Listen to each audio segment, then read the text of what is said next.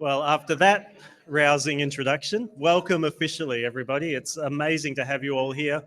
This has been probably 12 months in the planning. We've had a lot of thought and a lot of discussion go into this. It's really a genuine pleasure to welcome you all here. Thanks for the great efforts of so many that have come from all over the place to attend. We're really, really happy to have everyone. Big round of applause, everyone. Welcome.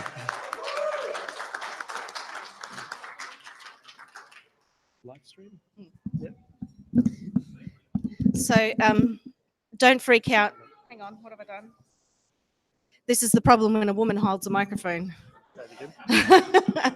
Woman holding microphones tends to be a challenge, and we've got two. So want to just welcome the live stream. How many have we got on the live stream so far? Oh, crumbs. 267 on the live stream, and we have about 120 here in the room. So this is a fantastic event. We're so happy to have you all here. Just a few housekeeping items. A reminder for the red lanyards that because of the live stream, if you come forward past the middle partition, you run the risk of being on camera. So just be aware of that.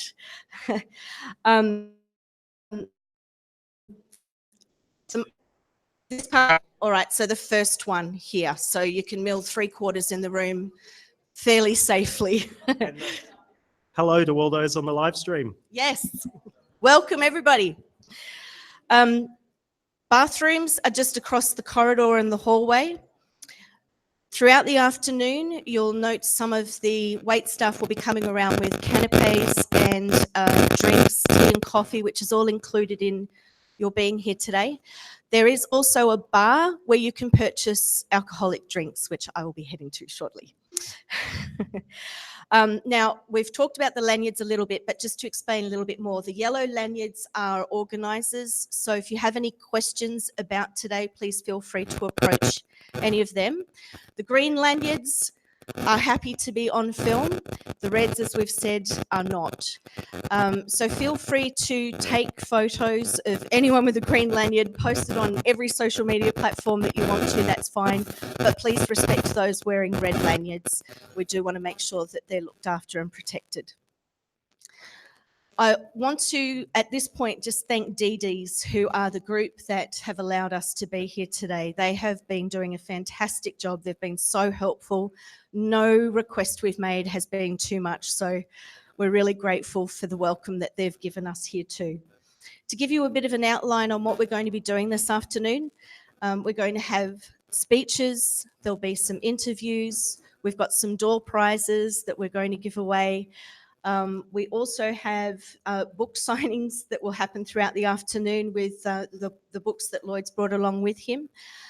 And what we'll be doing is playing sound bites so that we don't have to yell at you over the microphone to get your attention, and we don't have to chink glasses. We will be playing some music to get your attention. As soon as you hear that music, and you'll very quickly pick up on a theme, we had some fun picking some little music clips. No Kingdom melodies. We tried to keep the triggers to a minimum. Do make sure that you've written on a ping pong ball for the door prizes. And the door prizes are, well, we have some wonderful door prizes, as you can see. Some lovely bottles of Moe that have been donated from Auntie Bev. Thank you, Auntie Bev. And we also have 4 copies of Crisis of Conscience here that have been signed by a number of our activists. So we figured that would make a nice prize for you as well. So stay tuned for the door prizes. But most importantly, today is about all of us. It's about celebrating the fact that we've left a high control religion. We've come from all over. We're so excited that so many have travelled from interstate.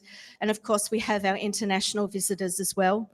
The purpose of the day is to celebrate regaining our lives, to share our stories with each other and to support one another. Some of you I know have had to have a lot of courage and bravery to come on your own here today, but you are not alone. and we're giving out free hugs. So we hope that you really enjoy the day.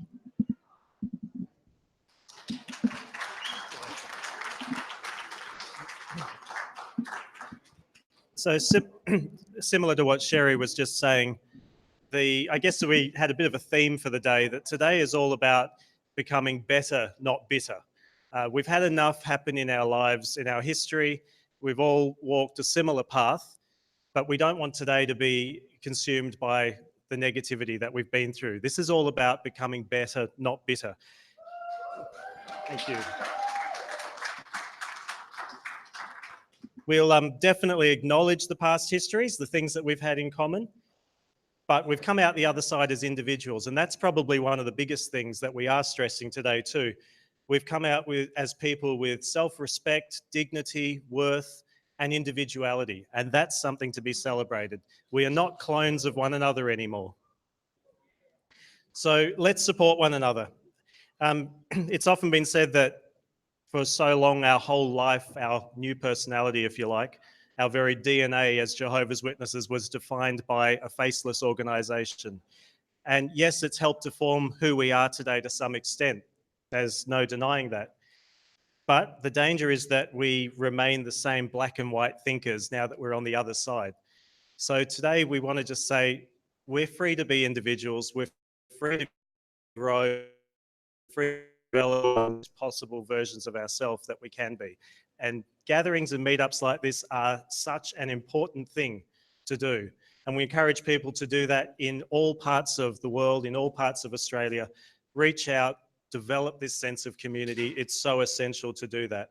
Look after your own self-fulfillment, grow as a person, grow as an individual, and most importantly, regain happiness. So why are we here? Well, we value truth and honesty. That's what brings us all here today. Be proud of who we are. It's been well said too that the best revenge or the best answer to our past is to live a happy and successful life. So let's do that.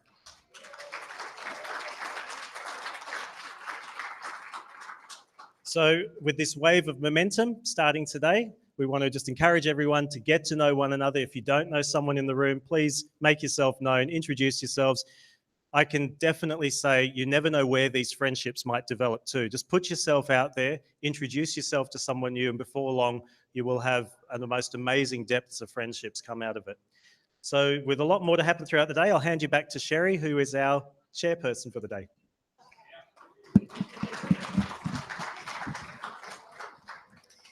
So to really start off this afternoon, we're privileged to have several distinguished guests here today who've been instrumental in our leaving the Jehovah's Witness religion. But we must acknowledge that there is one here today that deserves a very special mention. He gave voice to so many of us, wielding a formidable intellect, revealing a compassionate and sensitive understanding to the culture of the Jehovah's Witness religion, even schooling a governing body member on scriptural precedents. We really don't know how to adequately thank him for all he and his team did during the Australian Royal Commission. However, we would very much like to present a small token of our gratitude to the Honourable Justice Angus Stewart.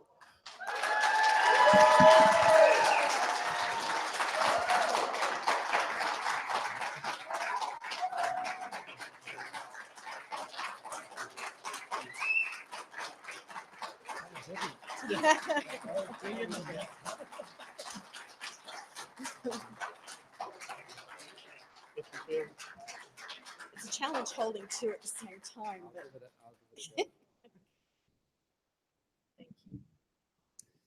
Thank you, Sacha. Thank you, Sherrie. That's fantastic, and it's a great honor that you honor me in this way. But I really want to emphasize that this is not about me; it's about you.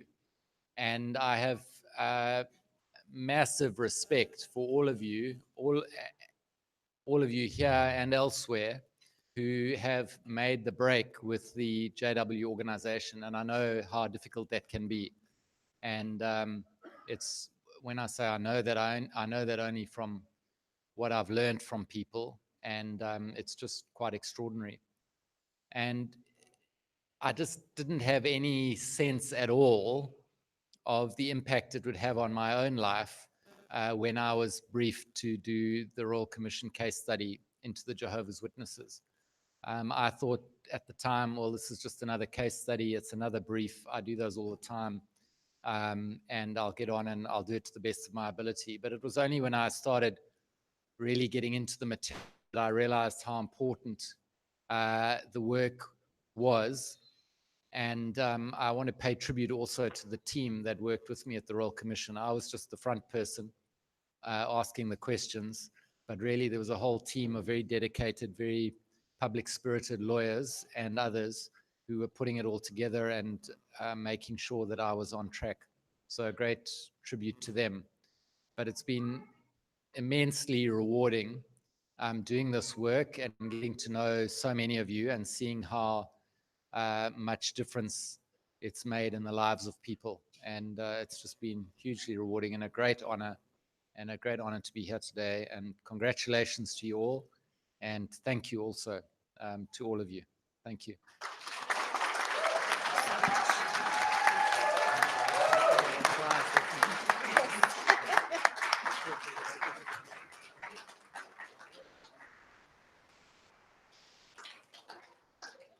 Well, I think we've set the bar really high now. So no pressure. So you've now got about 15 minutes for the next company. Look out for the soundbite.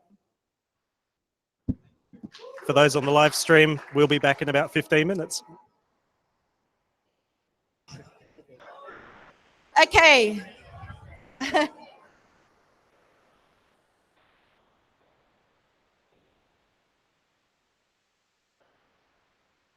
It's wonderful to hear all the chatter and that everyone's enjoying themselves. It's really great to see. So there were many people. I think we've got over 400 on the live stream now. We're just confirming numbers. 316 on the live stream. Maybe the 80 will come back. It's not bad. It's the No, that's middle of very the good. night. Yeah, true. It is the middle of the night. So there were many people that couldn't join us today that wanted to from all areas of the world. And so what they've done instead is they've contributed a video. So we're just going to watch a video presentation and you might recognize a few faces who all have some well wishes for this day.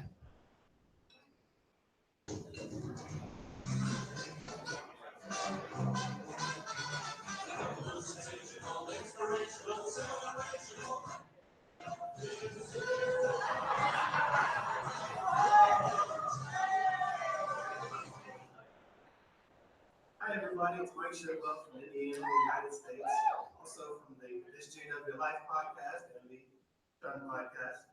Just wanted to reach out and say thank you to everybody who participates in the community, all the voices that come together to do videos and podcasts and websites. You know, when I do my interviews on the podcast, I ask people what helped them and what resources helped them. And a lot of times it's JW Facts, it's John Cedar's videos, it's podcasts and things like that. So just thank you to everybody for participating and for making your stories known. And send my love from Indiana, and I hope you guys have a great time.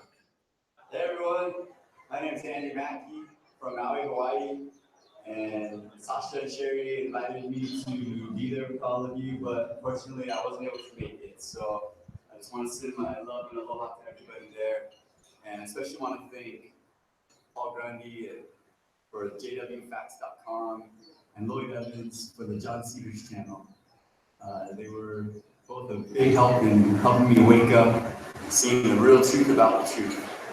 So, love you all. Take care. Aloha. Bye. Hello all. This is a greeting from beautiful Colorado. I wish I could be there with you guys, but this is the best I can do. I really appreciate all of the work that both you, Paul, and Lloyd do for the ex-Jehovah's Witness community, and I implore you to please keep up the good work, and we are here to support you. Bye. Hello everybody, this is the hand of Cobra Fade and I am coming to you from a hotel room in Boston because I planned this thing really well and yeah, life is kind of crazy right now, so apologies for the slightly impromptu nature of this video. I just want to say a huge hello to everyone who's there, to Lloyd, to Cliff, to Chloe, to Sherrie, to Sacha, to Mark, and basically everybody, because I know that there's a lot of people there who work behind the scenes. I know there's a lot of you there who have helped out in many different ways to help the XJW community. Sometimes we know people's names, sometimes people need to keep their names hidden, kind of like I do. And there's one thing we all have in common, and that's that we're all ex-Jehovah's Witnesses. And that means we all had to overcome and leave a brainwashing cult. And the fact that we left, despite all of the hardship and all of the pain and all of the challenge, means that we've overcome a special kind of trial that very few people will ever have to overcome. So everybody in this room has already demonstrated an incredible amount of bravery and strength. And so remember that when you're going out to face new challenges in life, you've already kicked the ass of something that most people will never have to defeat. So well done everyone for all your hard work, and thank you so much to everyone who's made this community a fantastic place to be, and to everyone who's helped out in their own ways to help other Jehovah's Witnesses find their freedom and start rebuilding their lives. Have fun in Australia, guys, and I'll hopefully see you soon. Hey, it's Ben and Debbie Rancourt from Northern BC, Canada, saying hi and thank you. Paul and Lloyd and the whole team for everything you do. Hi, greetings from Oregon. I'm Sarah. This is Andrew. Just wanted to say, so sorry we couldn't make it. Hopefully we'll all get to meet in the future face to face. I just want to give a thank you to all the activists who are here, really doing all of the work you do and helping all these people who are caught in this oppressive cult. A special shout out to Lloyd and Mark.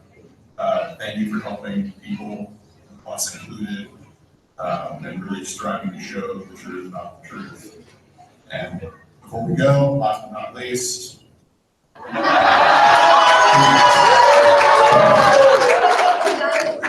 here.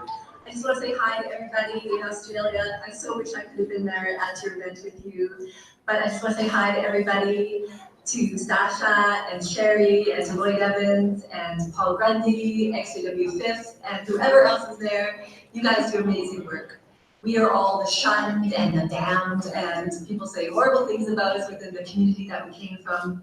But you guys know the real truth, and that is that you guys are literally saving thousands of people's lives. You're putting families back together, and you're making real friends out there, and you do amazing work. And I just want to say thank you for everything that you do, and I wish all the best of success for your event, and all the best of everything to follow you. Thank you again. Hi, we just wanted to express our gratitude for the work that you do, from our family to yours, and we appreciate the sacrifices that you and your family make for all the activism work. And Georgia has something to say, who's It's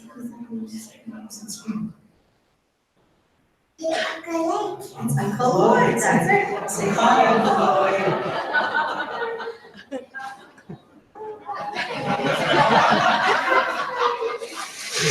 Hello, and good night to all the people.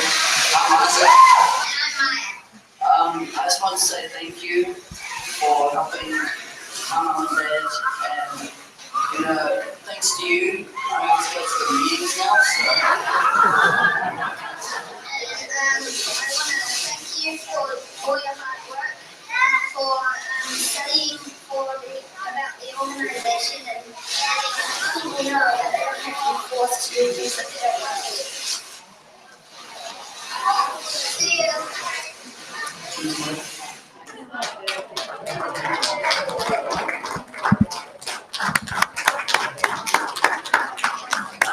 Thanks, Ash, for putting it together. So a big thank you to Ash Barrett for putting that together for us. Thank you so much. We really enjoyed seeing that.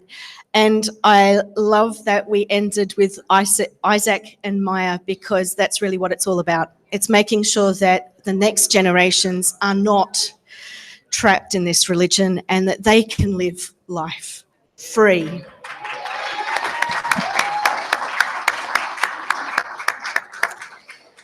So now we want to hear from some of our activists. We want to hear from them personally. There is one here who has been very involved in filming a certain documentary called The Truth About the Truth. And he brought his crew out from LA to film quite a number of events this week. We've had a lot of fun getting to know the team. But we would like to know how the film is progressing and how the events of the week has gone. So please warmly invite Javier Ortiz.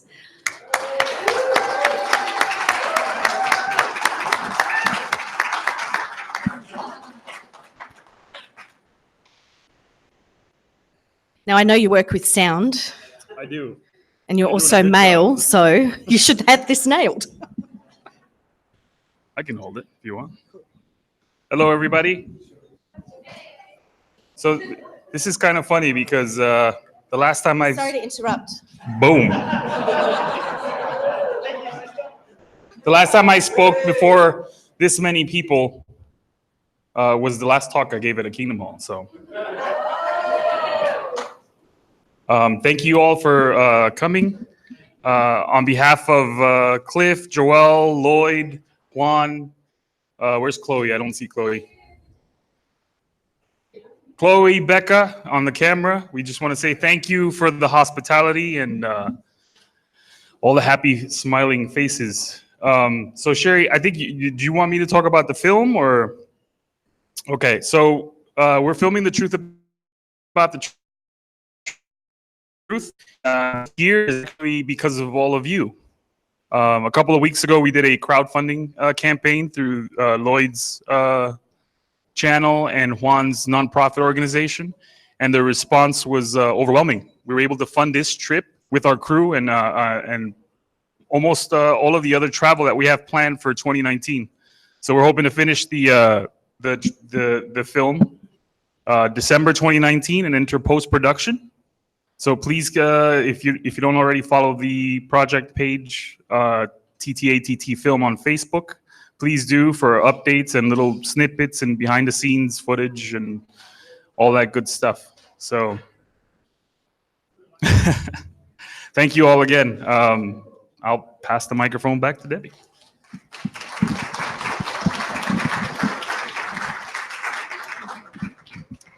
I think we're all eagerly anticipating that documentary, especially because this week on Thursday, the crew took a trip to Bethel and did a tour at Bethel. And it was quite successful, I believe. So we look forward to seeing the results of your documentary, and thank you so much for all of the work that you're doing. So now we would like to invite one of our dear friends up, who is a little bit famous. He was on the Elders, stop it, Elders Tell All Part 2 on the John Cedars channel.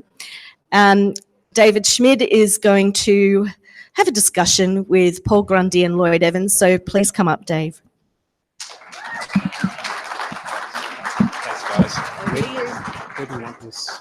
Where do you want them to be?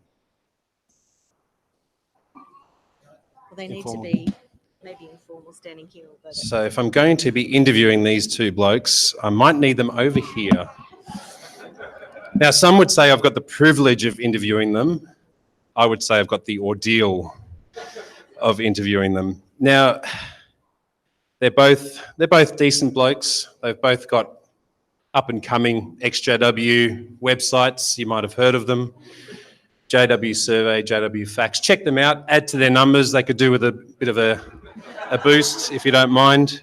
Not that we're nationalistic, but the Aussie was first.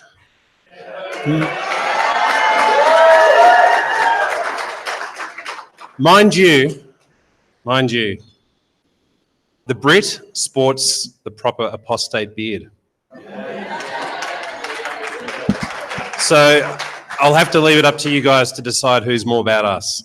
Anyway, so seeing as they're both incredible activists, it's an absolute honor to have you guys here, and thank you for all your work. So do you guys have mics, or? Yeah, and we'll just pass over. That might help. Yes, stage left. Yeah. Okay, perfect. So when you first started your activism, can you talk about maybe, we'll start with Paul. Can you talk about what your goal was when you started your activism? I didn't really start it as activism. I just wrote a lot of information to try and just help myself, just stop all that looping going on in your head. And then I just put the pages up there so my parents could read it. Not that my father ever did. I found out when he died, but then it's sort of on the internet. I just started getting emails from people saying that they were that had saved their life. A lot of incredible emails. And so I was not expecting to leave it up there. I was hoping I was going to be able to just get away from the religion, get it all behind me, start a new life. And and then from all the emails I got, I sort of realized it's something that I don't think I'll ever get away from. But at the same time, it's something that brings a lot of joy and a lot of incredible experiences to my life. Lloyd, your goals, your plans when you started your activism? I guess it was just to share my ideas. And I have to say, while I have this opportunity with him next to me, that this is the guy one of the two guys that helped wake me up. The other one's passed away. His name's Raymond Franz. So it was Ray Franz and Paul Grundy that helped wake me up. So anyone that I might have helped in any way, shape or form can thank this guy, as far as I'm concerned. So it's a huge honor to be here with Paul. But I guess when I first started my activism, it was just about sharing my ideas and how big the problem was and what I could possibly do to contribute in any way, shape or form. I figured if I can wake up one person, then it's job done, you know? And I think that's the best place to start from, yeah.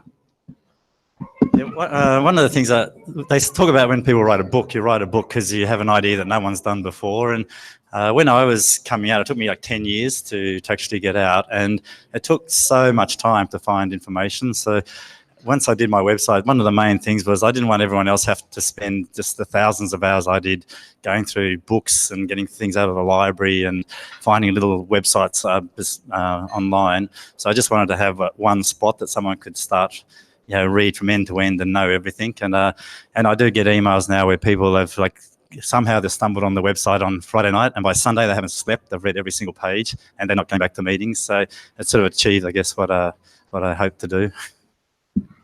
I think we can all relate to that early binge of no sleep. Thank you for sharing that. Maybe I was just wondering, do you remember the first person who emailed you in response to your work? Or maybe some sort of standout experience which, stands out compared to some of the more regular ones?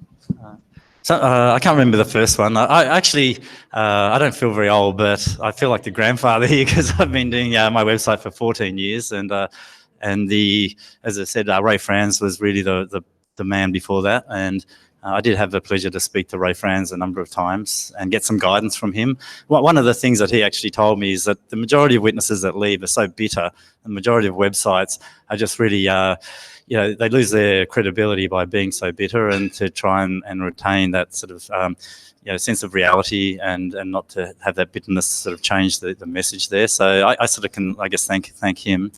But I get an incredible amount of emails where people say that they were on the verge of suicide, and I think that's either suicide or depression is certainly part and parcel with leaving the religion. You've been convinced your whole life that you will become nothing and worthless, and there's nothing out there. And so to be able to sort of see people through that year or two where you go from that life to this life, the emails are really beautiful to read.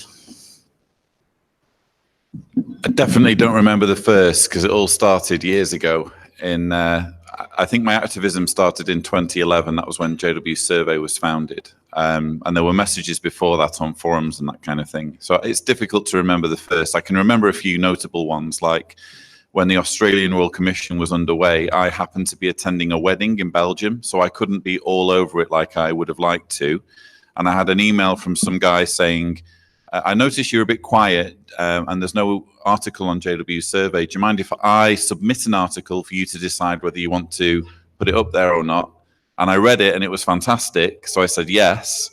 And that guy was Covert Fade, and he ended up becoming the editor of JW Survey. And I also got an email from some guy in Maryland saying he was just waking up and his wife was a bit far behind him, and he needed a little bit of guidance. So we became friends, and of course he became John Redwood and an integral part of the work that we do on JW Survey. And he's here today, which I'm absolutely thrilled about. So he deserves a massive round of applause. And I know he likes being rugby tackled by Australians, so if the mood takes you, yeah. Especially if they're in Bethel on tour. I'd like to ask you about what are your plans for the future of your work, and if you think that there is any void in the ex-JW activism community that you feel might be addressed by a different type of approach. I mean, I've seen it come a long way.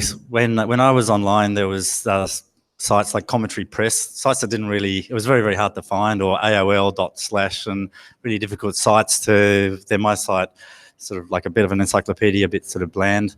And then now you've got the really interactive sites like Lloyd's, and then a lot of YouTube. So I think it's evolving and becoming a lot more professional. I think the Mormons actually are maybe even next level in some of the video production work that they're doing, and it's great to have Juan and the team actually putting together something that professional.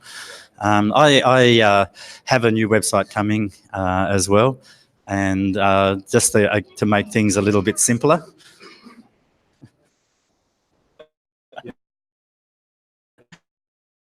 I think when I was leaving, you'd go on the forums and there would be these really, really long doctrinal debates, and you'd have the Trinitarian ex-Jehovah's Witnesses on there, and then you'd have the other ex-Jehovah's Witnesses and the atheists and the witnesses, actual active witnesses, and they have these really big doctrinal debates.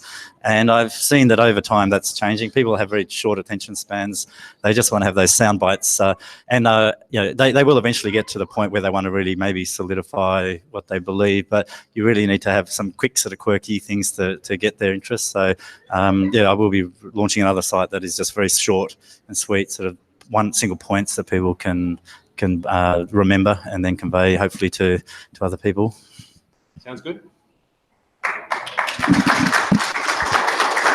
So is it, what do I have in store? Yeah, what are your plans?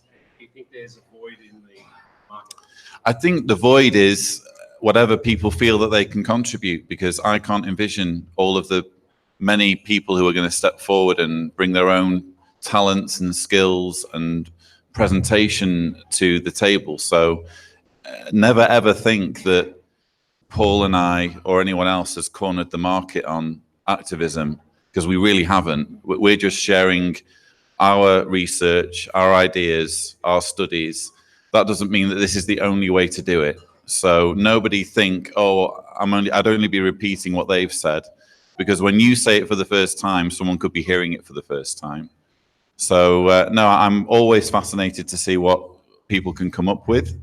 And in my own work, I'm absolutely thrilled to be working on the Truth About the Truth documentary. I'm really excited about its potential to reach a new audience. I'm excited in general about the amount of exposure Jehovah's Witnesses are getting, such as with The Aftermath and various documentaries. So just keep plugging away and we'll see what we can do.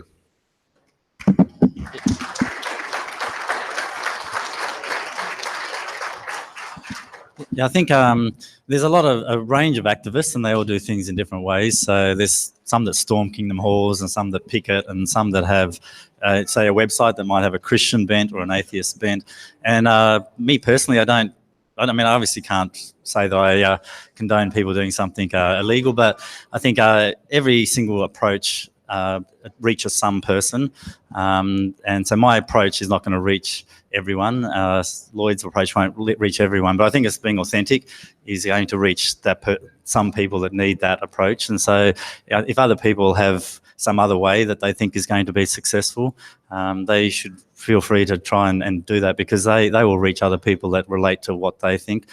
I've asked questions of people, what made you leave? And for some it's doctrine, for some it's the scandal, for some it's the lack of love. Everyone is different. And so, but just being able to be yourself, you'll reach people that resonate with yourself. So yeah, I think everyone should, if they have that desire to, not to feel that their approach is lesser than someone else's, because it will reach somebody. Good advice, I think. So the message is, if you're thinking about it, get to it. And you will get the feedback that these guys got in the early stages too, and you'll have that reward for sure.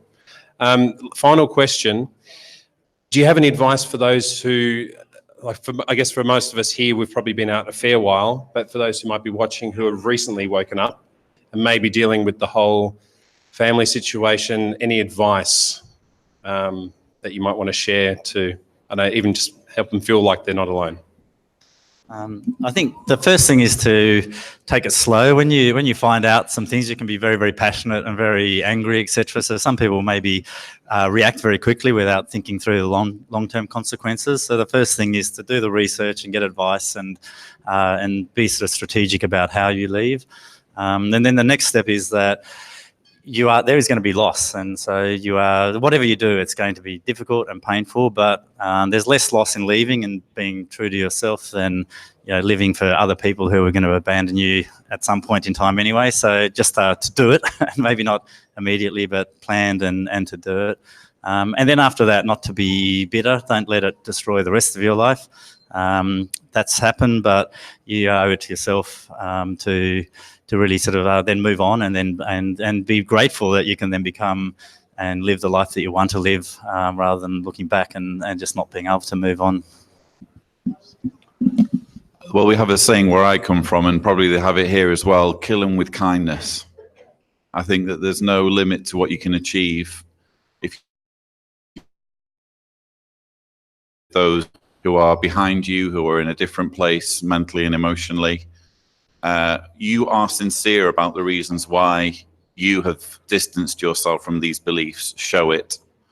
Don't thrust it down their necks. Wait for them to approach you, as they inevitably will if they think that you're doomed to die at Armageddon. So bide your time, be patient, cautious like serpents, innocent as doves. Sorry to trigger you all.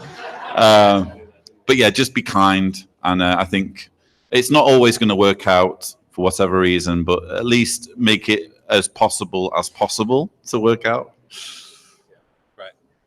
Thank you very much. It has been a privilege to have you here. Thank you for coming and making the time. Thank you for those thoughts. And can we get a round of applause for their work?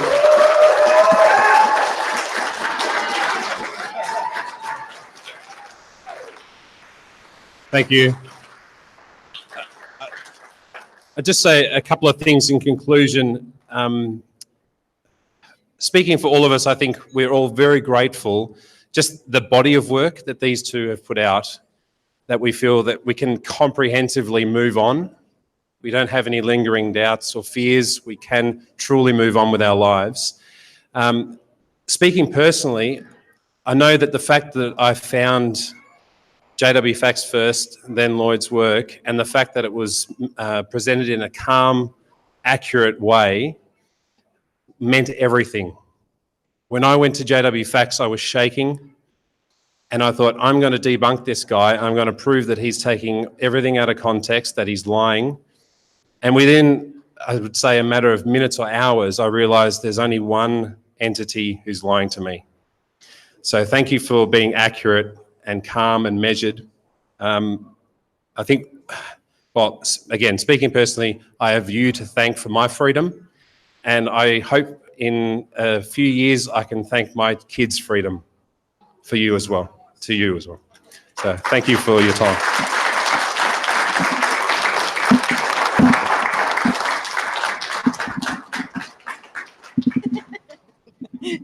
Did I go over 20 minutes? No, you got a G on timing. It's all good.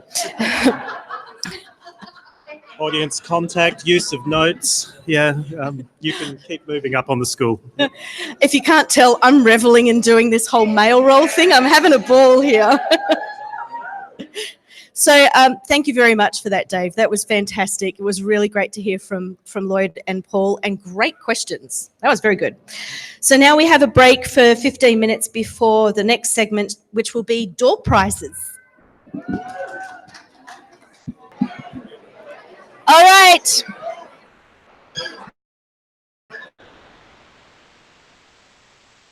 It's time.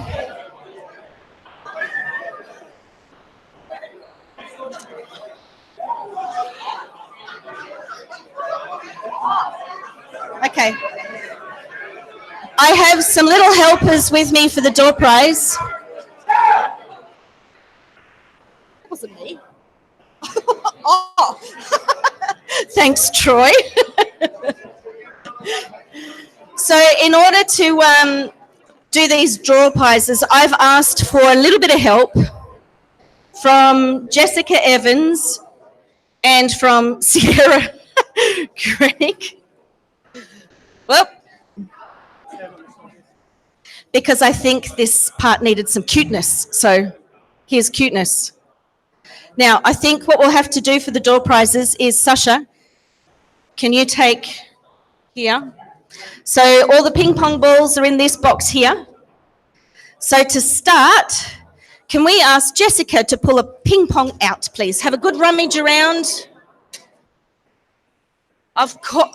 Okay, I'm onto something here already. She's going to pick all the pink ones. That would have been a really good ploy. Can I have the name? Thank you. Ha! Mr. Alan Perry. Where are you, Alan?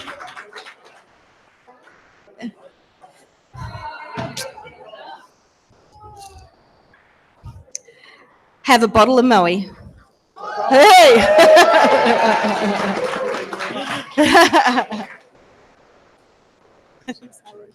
Beautiful, thank you. Beautiful. All right, I think it's your turn now, Sierra. Do we call this the shaky box? I think the shaky box is already taken. And we don't have a golden splendid interior, but anyway. Okay, Sierra, now rummage around. I think what we're going to have to do is you're going to have to close your eyes because I think they're going to just pick their favourite colours. No, don't pick your favourite colour. Okay. Anytime. Oh, well done. Oh, Sherrie.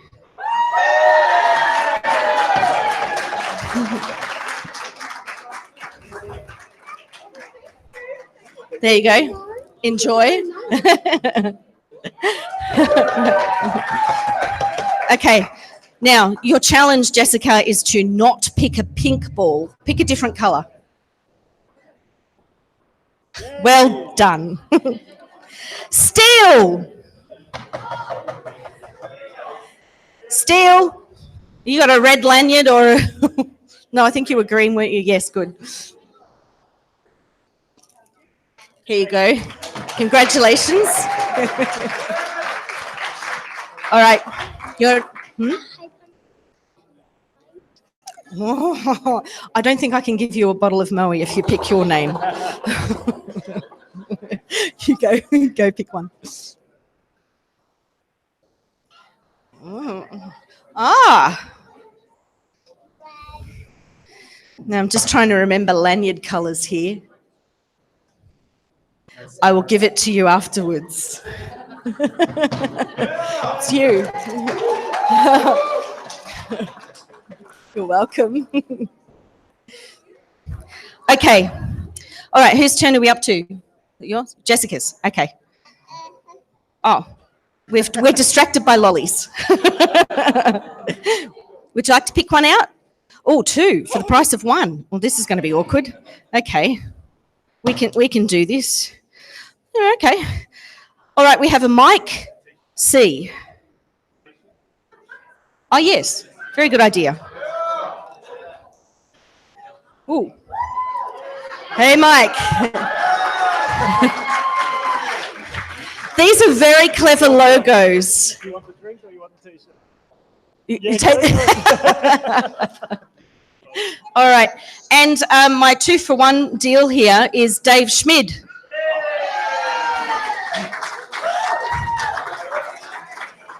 Okay, so Moe or a shirt?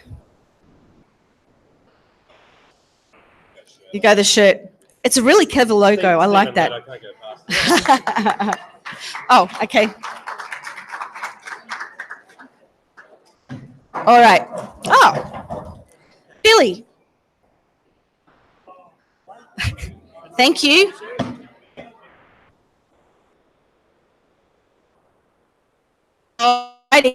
Lanyard. So I will come and hunt you down. I know who you are.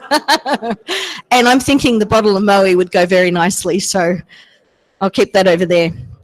All right.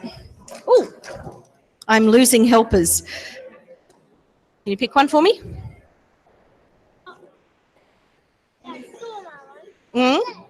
Yes, you can pick it. Yep. Ah. Okay. Ashley J. Silence fills the room. Oh. Ashley? Ah, there you are. Now, I think Ashley joins us very last minute, was in hospital last night, and yet still managed to get on a plane to get here from Melbourne. We're very happy to have you here. Oh.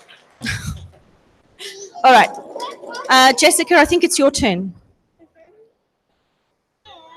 Oh. Thank you. Hans!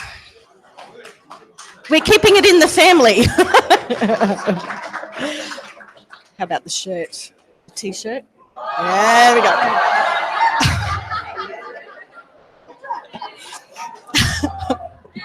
Ping pong fight. All right, we have 3 Crisis of Conscience books left, so let's do this. Okay, rummage around. Pick one out. Thank you. I know this one's a red lanyard as well, so I will come and hunt you down as well, but you're going to love this. Thank you.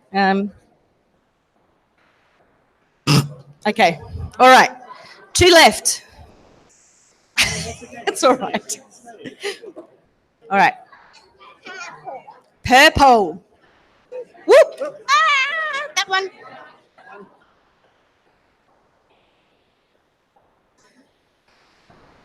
Paul S. Hey. There you go. Enjoy. All right, last one. Give it a really good shake. Oh. No, we don't. It's just the books, the last one. Oh, we're all coming. All right. Thank you. Benjamin Lynch. Hey, Ben.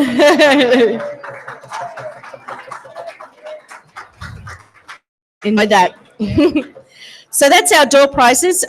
Thank you, Jessica, Sierra, Billy. Great. All right. Now in the schedule is some book signing to happen. Lloyd, sorry to yell at you. We're going to now move on to book signings between 3 and 3:30. So if anyone would like to grab or purchase the Reluctant Apostate or How to Escape Jehovah's Witnesses and have it signed by Lloyd, now's your time. And for the live stream, we'll be back at 3:30. We're not over yet. We've got some really exciting and enjoyable things coming up. So hang tight, grab another drink, have some more food. If you need anything, see any of us with the yellow lanyards. Ask any questions that come to mind. As you can see, there's some filming taking place outside. There's a few little interviews taking place around the grounds. But yeah, feel free to continue to relax, have fun with us all. There's a lot more coming up. We've got some great people in store for you. Can you tell he was a ministerial servant? Used to waffling out. Yeah, yeah. I learned from the best. Any elders in the room? Yeah.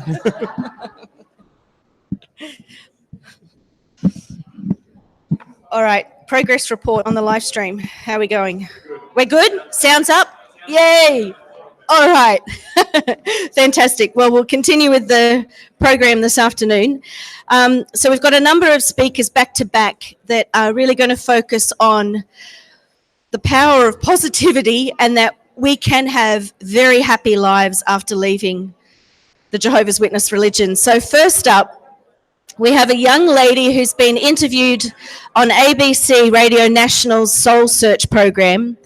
She's been interviewed on FBI Radio's Canvas Arts program, and she's currently featured in an ABC docuseries, which is streaming on ABC iView called Third Culture Kids. So please put your hands together to welcome Annie Bunapraseth. You have to hold them together. One's for the live stream and one's for the room. Okay. Hold them as close to you now. Sure. Do you want me to move your notes? Yeah, that would be great. Okay. Good afternoon, everyone. Yeah, like you're eating it. First of all, I'd like to thank Sacha and Sherrie for all their hard work, not only in organising this event, but also in providing support for the XJW community. I'd also like to extend that appreciation to everyone who generously uses their valuable time, energy, and experience to help others break free and heal their wounds. It's a funny way to look at it, but it does take a lot of discipline, organization, dedication, and self-sacrifice to be a Jehovah's Witness. So it's great to see these powers being used for good and not for evil. So my assignment is to say something empowering in 5 minutes. So I'm going to do the best.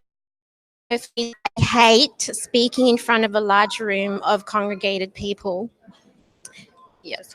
Oh my gosh. Okay.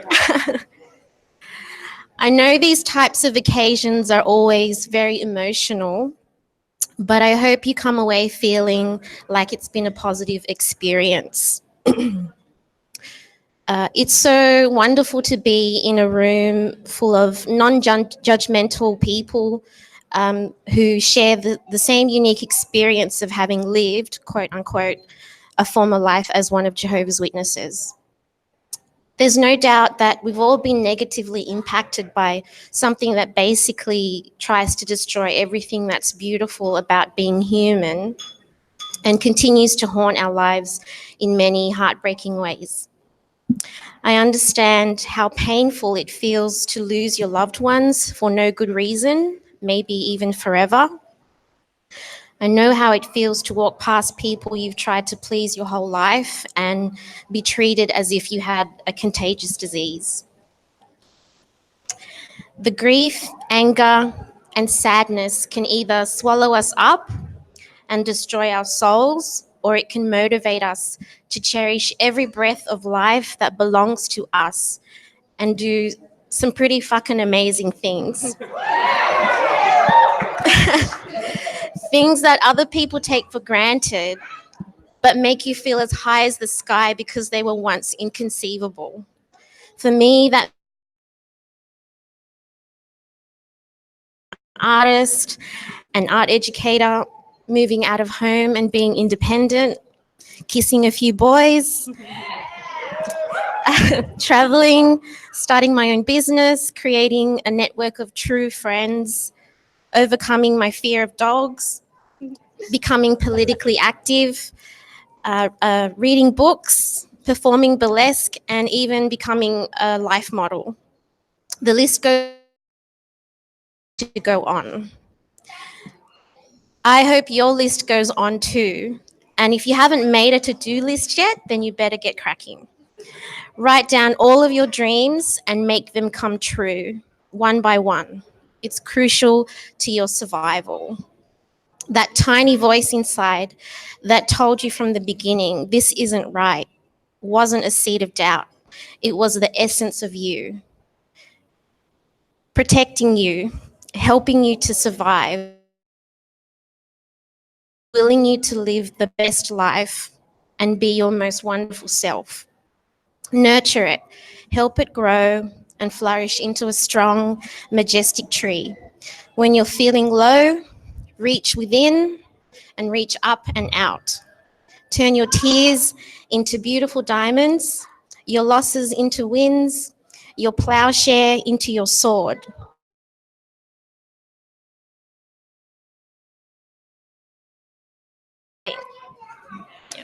Thank you. Thank you, Annie. Thank you, Annie, for those beautiful thoughts and for putting up with me telling you to constantly lift the mic. That was really nice. So our next speaker is a local Sydney girl who doesn't live too far away from us, and I first met her actually at the National Apology last year in Canberra, and I think we were both a little nervous, but well, that day really did bond us together. I am so thrilled to call Renee a friend, and I warmly welcome her to the stage to give her few words.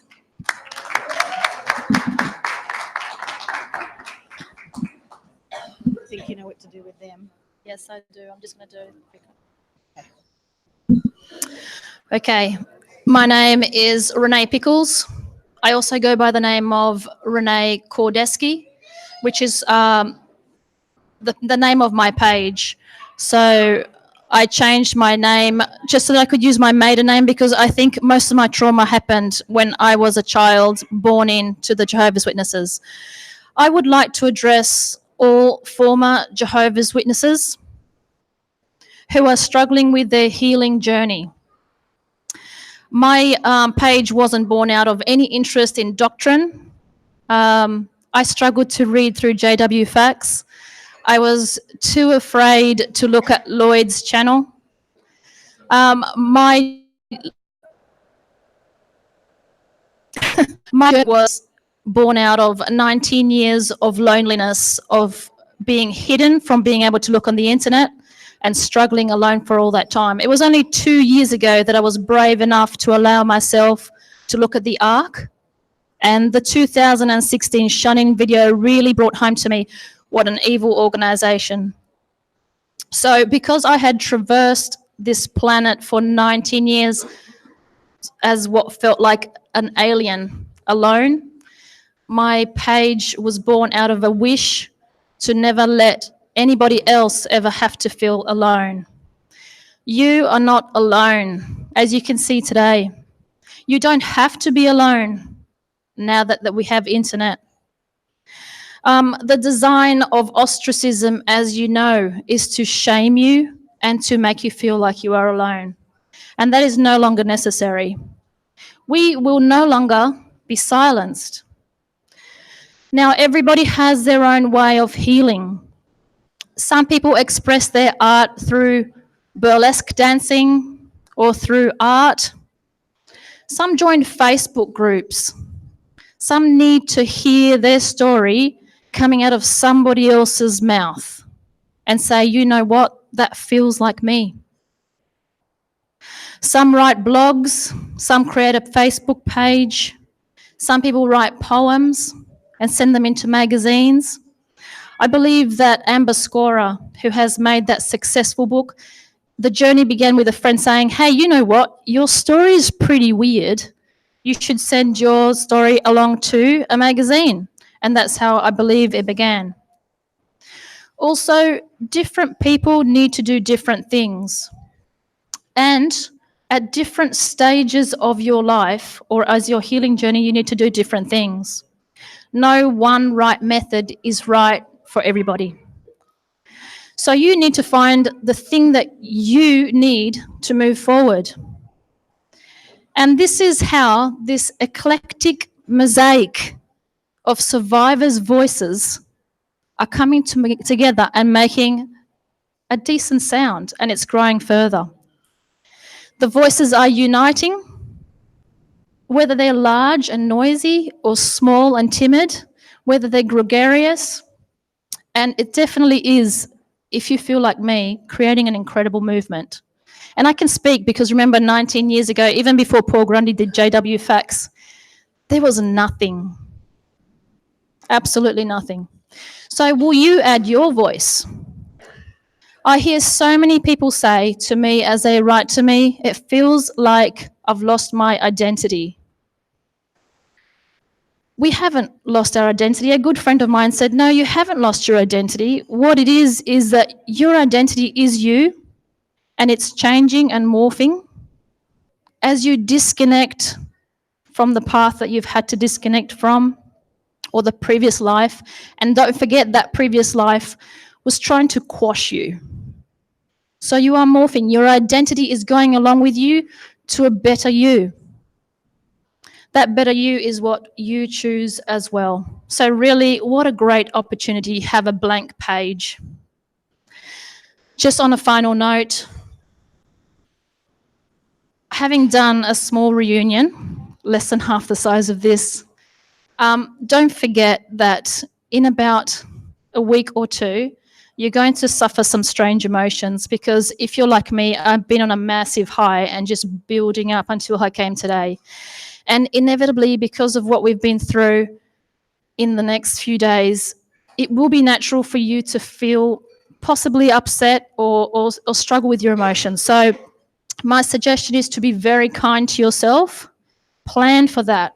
Have somebody that you trust that you can ring, or treat yourself to a hike, or if you make fires like I do, fires for me help me, or just have something that you can turn to because it might get challenging. So always remind yourself in conclusion that healing is possible, and you don't have to be alone anymore. Thank you.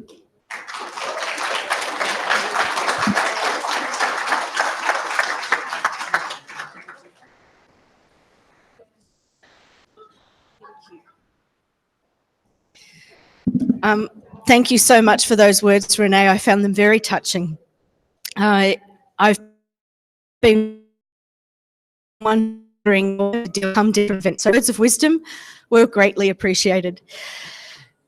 So next we have one of the activists here who we weren't initially expecting, but we were so excited when we'd sent him an invitation and it came back saying attending.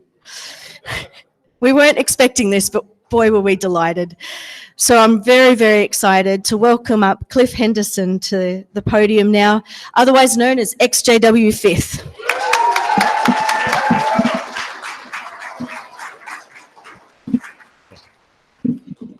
Is this the correct way to hold that? Okay. All right. So good evening, everyone. My name is Cliff Henderson. I go by Fifth in the XJW community, and I was unaware that there are people who are actually interested in why I go by Fifth. So I'm going to go ahead and take this opportunity to answer that, first of all. So believe it or not, Fifth is my suffix. I literally am Cliff the Fifth. So Cliff Henderson the Fifth is my name, and Fifth is been my nickname for a number of years. So just get that out of the way, and hopefully you can listen to the rest of what I have to say. So I was born and raised into the Jehovah's Witness organization. Come from, a family that was involved in it long before I came around. My grandparents on both sides of my family were Jehovah's Witnesses. I was baptized when I was 9 years old, and later regular pioneered. I was a ministerial servant, was in Bethel for a short period. I learned Spanish and Portuguese for the same reason of trying to continue to promote that message. And then, like most people, I had doubts that I was able to kind of push down because the implications of this not being the truth is just far too scary, especially at the beginning, right? You can't really accept that as even a possibility because of, what it would involve. So after I had a couple of very close friends of mine walk out of the organization and say that they were leaving because they no longer considered it to be the truth. And then I also, around that same time, ran across the Australian Royal Commission. Kind of interesting story on that. The way I got that was a friend that I was in Bethel with. he had just heard that Jeffrey Jackson was on YouTube defending the organization. And that's all he knew about it. So he thought it was something that was positive for Jehovah's Witnesses. And I was like, great, because I'm having doubts now. So I watched that and I was like, I can't. I'm embarrassed now. I'm embarrassed to be a Jehovah's Witness. This is like the worst thing I've ever seen. The best thing, but the worst thing for somebody who's going through a crisis at that moment. So, but it was very, very helpful. And eventually, circumstances were such that I stopped going to the meetings for a couple of months. And during that time, I wasn't living according to the Jehovah's Witness rules. But eventually I felt guilty, thought I needed to go talk to the elders. And that's what I did. So I called up the elders and I said, hey, I've been having these doubts. Also, these things have happened while I haven't been going to the meeting. So I was swiftly disfellowshipped. And at that point, I said, I got to dig into this. For the first time, gave myself permission to read Crisis of Conscience. And after I read that, there was not a single doubt in my mind. Everything that I had believed so firmly and that I fought for and I had sacrificed for my whole life was just dismantled completely after I had turned that last page. After that, I had a friend of mine, one of those friends that left, tell me, okay, now that you're awake, which I thought was kind of a weird term at the time. I was like, what is that? That kind of sounds culty to me, especially at that time.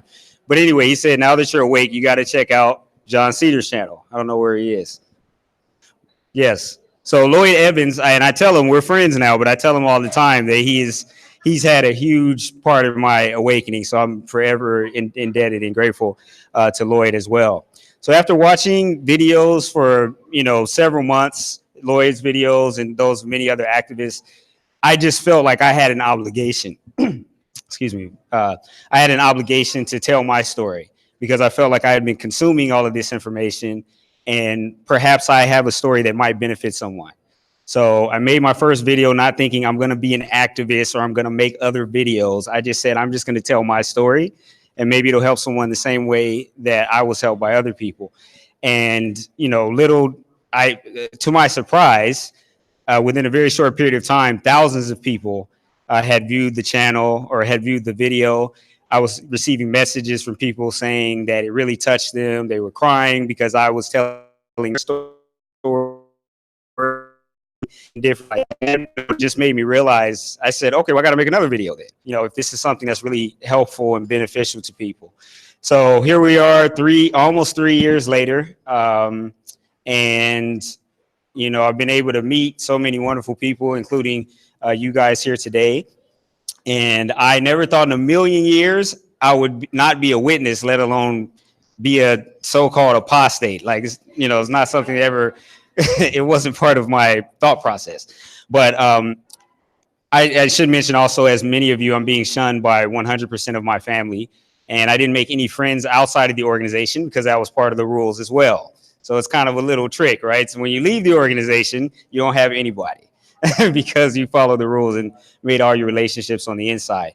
So that's been something very painful for me. I've, discussed it very publicly. It's something I still deal with. But, I do a bit of poetry as a sort of therapy for myself. I find it therapeutic to express myself in that way. And right now, what I'm talking about is what I'm experiencing as far as the Jehovah's Witnesses are concerned. And in one of them, I said, this was one of the lines. I said, I escaped, and I'm happy to say it. My freedom came at a price, but I was happy to pay it.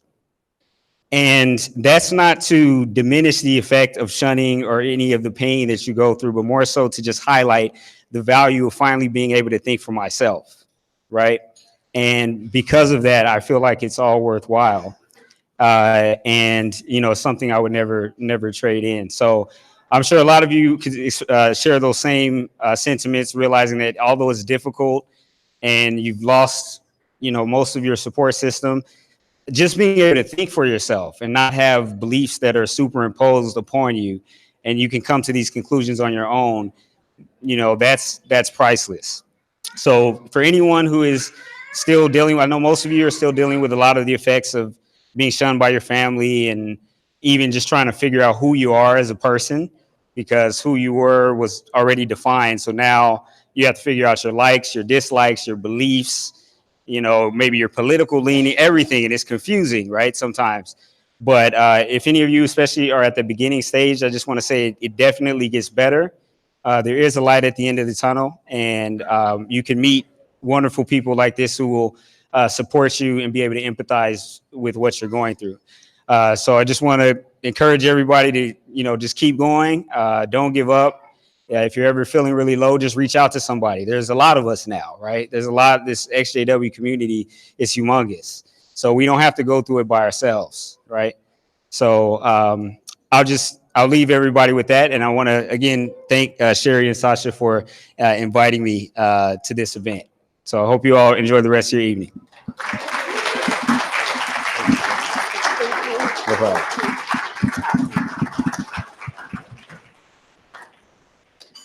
Thanks so much, Cliff. It's when you are so focused on telling everyone else's story, it's really nice to hear your story. So thanks so much for sharing that, and it was really nice.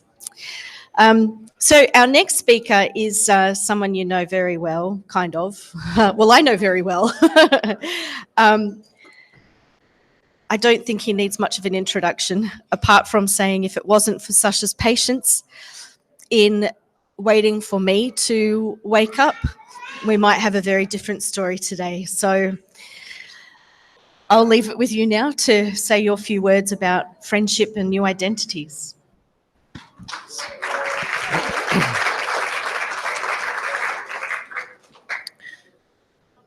Yeah, I just wanted to chat for a moment about the value of true friendship, unconditional friendship, if you like.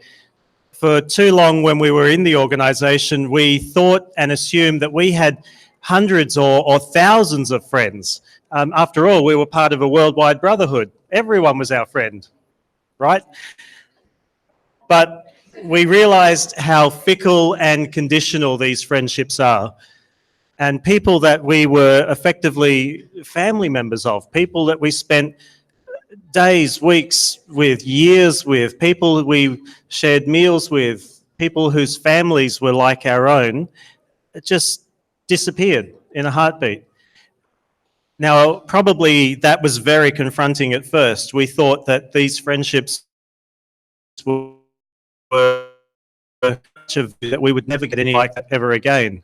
But I'm sure all of us here can testify to the fact that the friendships we've built up since waking up and leaving have become probably a hell of a lot deeper and stronger than anything we ever had before. Because these are friendships based upon the fact that we accept each other unconditionally, and we accept each other as individuals, walking our own paths with our own thoughts, our own feelings, our own viewpoints, and that's okay. We don't have to be clones of one another anymore. So I wanted to talk about, though, the beautiful friendships and the support networks that we have, not just from fellow XJWs, but most importantly, too, the importance of building up a friendship circle or a friendship network outside of those that have walked our journey. You know, from those evil worldly people that we were told to avoid for so long, guess what? They're actually really nice people, and they really will look after us, and they really will support us. So I know that to have friends, we have to be a friend, but that involves putting ourselves out there. And once we put ourselves out there in that greater community, we can make some really beautiful friendships. Now, I want to give a special shout out and praise to a dear friend of mine, friends of mine, Lex and Vivian. Lex has been like a brother to me since I started waking up. They're standing there in the middle. Please give them an absolute round of applause. He's a really shy guy, and, as you can see. No, I really want to talk about the friendship that Lex extended to me. And, Lex and Vivian were there for me the whole way. 2012, when I started waking up and I started allowing myself to make friends with worldly people, Lex was the man that was there for me. And we just really clicked. We developed a great friendship, almost like brothers. We had so much in common. And I just really appreciated the fact that he was there for me. But he didn't know anything about this background of this weird religious cult that I'd come from. And it wasn't until I started to open up to him about that that I actually saw that this friendship had an even greater depth than anything I thought before, because he took the time to listen to me as I was trying to process those thoughts, trying to understand what I'd been through, as I was venting to him about what I felt was inappropriate conduct from some of the elders in the congregation, or the organizational weirdness that we all understand. He was there to listen to all of that.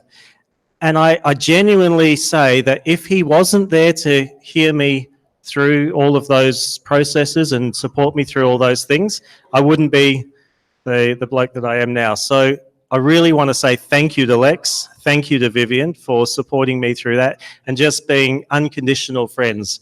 Unconditional friends are priceless.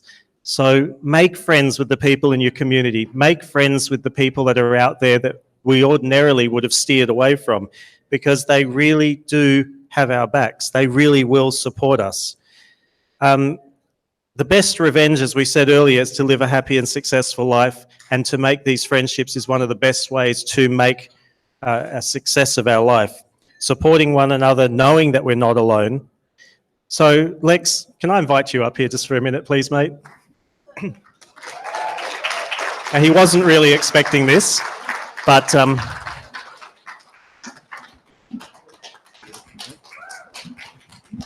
wow, how can I top that? My glasses are foggy at the moment. It's not because I'm crying, but because it's quite warm in here. I haven't prepared anything. I try not to sound like Stephen Lett, so I have to wing it. So I do apologize in advance, but I'm not going to be politically correct or anything. But when Sacha started telling me about all of these things that was happening in this cult, I'm blown away.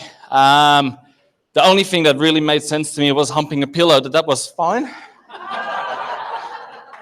Makes sense. And that you have to keep a diary of private things. So honestly, we have to keep it positive. So what? Be better, not bitter. Keep it up. You've got a new life ahead of you. We have been, well, when I say we, it's Viv and myself. We've been worldly. We've been demons for the entire life. We've had a hell of a ride, and I am sure that every single one of you is looking forward to exactly the same thing. So life is short. Go and enjoy the hell out of it. No pun intended on that one, but also thank you. Thank you, Sacha and Sherrie, for being there for us too. It wasn't just a one-way street, it's both ways. Without this cult, we couldn't have wished for better friends. And I want to thank all the elders for that, to give them. And hopefully we can form our own congregation at some point, as long as we like the same cause. Guys, enjoy. Thank you.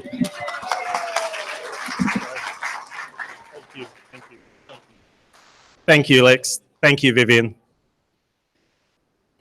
Really appreciate that. Just one final thing I just want to share is the value of supporting one another when we're here together, but also online. The online community is essential. So on that note, I was privileged to join the JW Survey team earlier in the year, and I really appreciate that Mark made this available. Now, my role is to help with the support and aftercare manager, if you like. Now, we receive dozens of emails a week, a month, from people all over the world who are sharing their stories. And sometimes these are the most heartbreaking stories. I actually don't know how ones like Lloyd and Mark have done this for so long, when you're hearing the stories of people whose lives have fallen apart, or they're just coming to terms with the realization of the truth about the truth.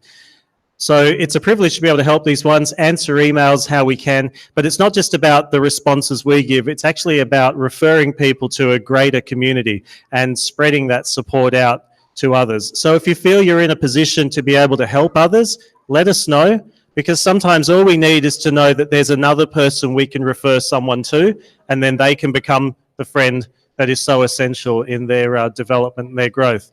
So Don't keep it to yourself. If you have the desire to help reach out and motivate other people and support them, let us know. We can use your help in any way.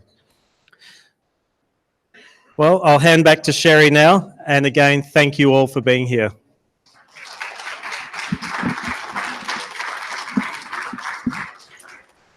You get a W for timing.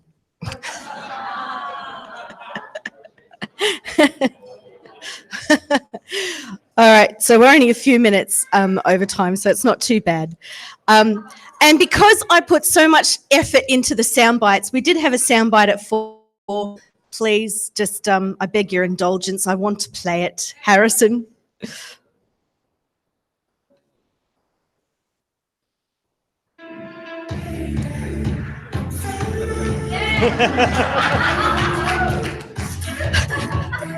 Appropriate, right? Yeah, Mark, I see you there out there. Oh, up. So the live stream can hear that. Thank you. Okay, now I can continue. After the interview that Sacha and I did on the John Cedars channel, we had so many reach out to us, which was really, really nice. There is one here particularly that we've developed, well, there's several that we've developed very close relationships with, but even just this week, we've watched this individual just absolutely blossom and flourish. And I'm very, very happy to please invite and welcome Kim Silvio up here to say a few words. I can't see past these lights.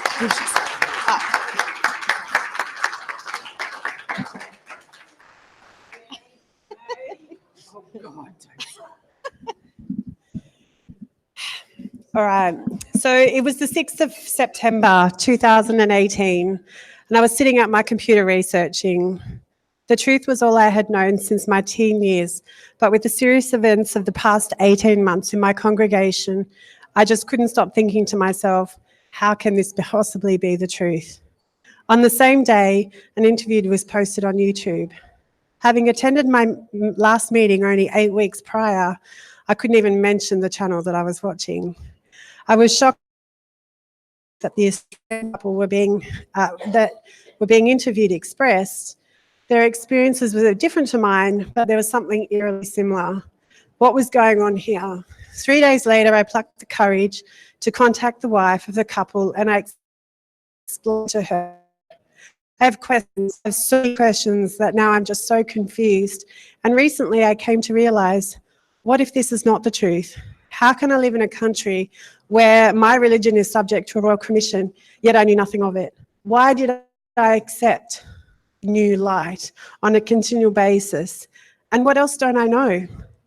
Shortly afterwards, Sherrie and I spoke, and it took quite a bit of effort for me to mention the words John Cedars. I began binge watching the Australian Royal Commission, read many legal cases and court transcripts in Australia and overseas. Having a legal background, legal documents gave the information I was reading, the validation of the facts that I needed. I came to understand how false and damaging this organisation really is. Since then, I've had a couple of opportunities to use my skills to help the ex-JW community. Researching, knowledge, and giving back have been the key ingredients to my personal recovery, and for those people who have provided me with the facts and made me think, I'm extremely grateful. My journey is ongoing, and I can honestly say that I stand here today probably one of the few people who still believe in God. But you know what? That's my right to believe, and your right to disagree with me. And it's our privilege that we have the freedom that we don't have to be the same, and yet we can still remain friends irrespective of our different beliefs. As a community, we must stand together, respect the freedom that we have, and allow each and any of us to engage in activism, and to do so with respect for the effort that they make. Activism takes time and effort, and without it, many of us wouldn't be here today. For those waking up, it's the best gift we can give them.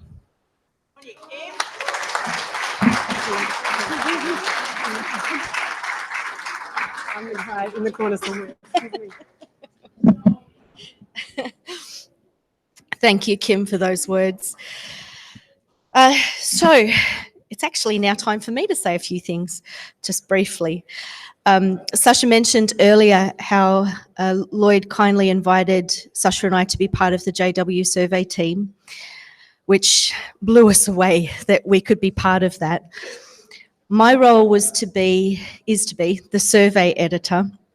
And while it took me a little bit of time to get my first article out, just in May, I had collated the results for the 2017 survey and launched that. And it was actually very poignant for me to do that because I haven't actually told Lloyd this, but JW Survey was the first place that I felt comfortable enough to post comments on a website where there were ex-witnesses. It just felt safe for me to do that.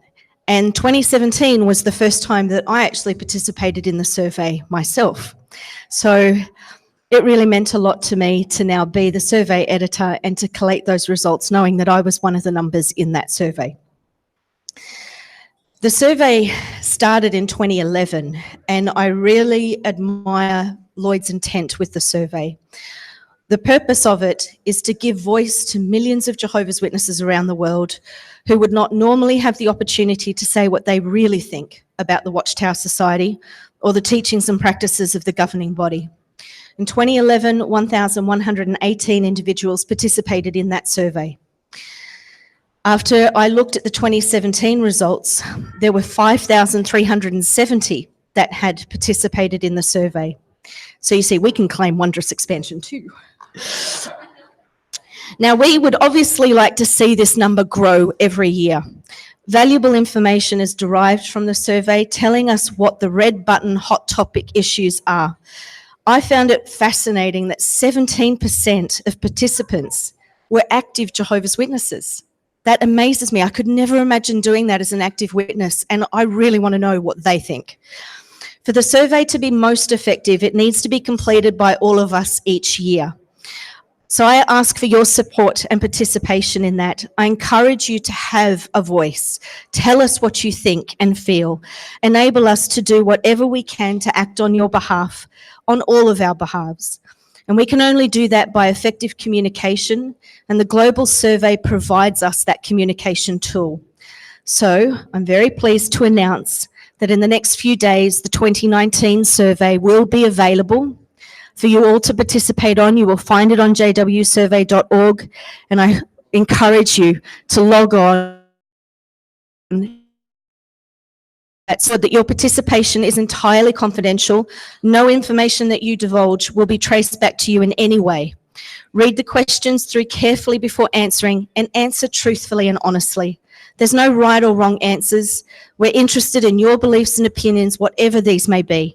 I hope that the 2019 survey is even more successful than its predecessors, and I really look forward to hearing from you and to collating and reporting those results after I've dealt with 2018 first. So that's the end of my little bit. Now, it's very hard to juggle microphones and pages. Thank you. Ooh.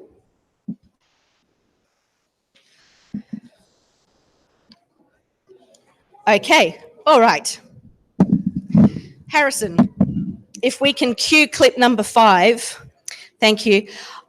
What we would like to do now is welcome another of our activists to come up and give us a chat. He's busy talking to other people at the moment. I'm trying to eyeball him. Yeah, you. To many of us, he is known as John Redwood. But recently, he has revealed his true identity as Mark O'Donnell. So if we could cue the music to invite Mark to come up and talk. Yes.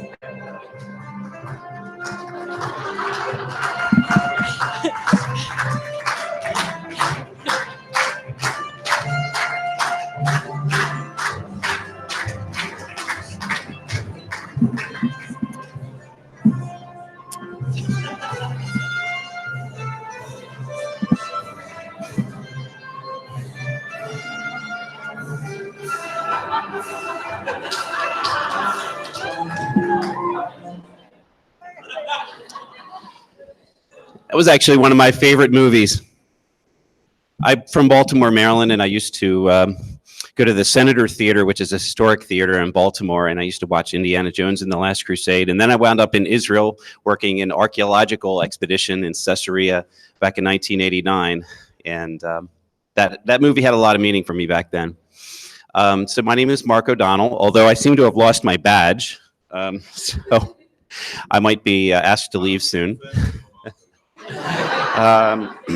Well, thanks to my fanny pack, I have multiple passports and identifications here. So if you come right up, I can show you my identification.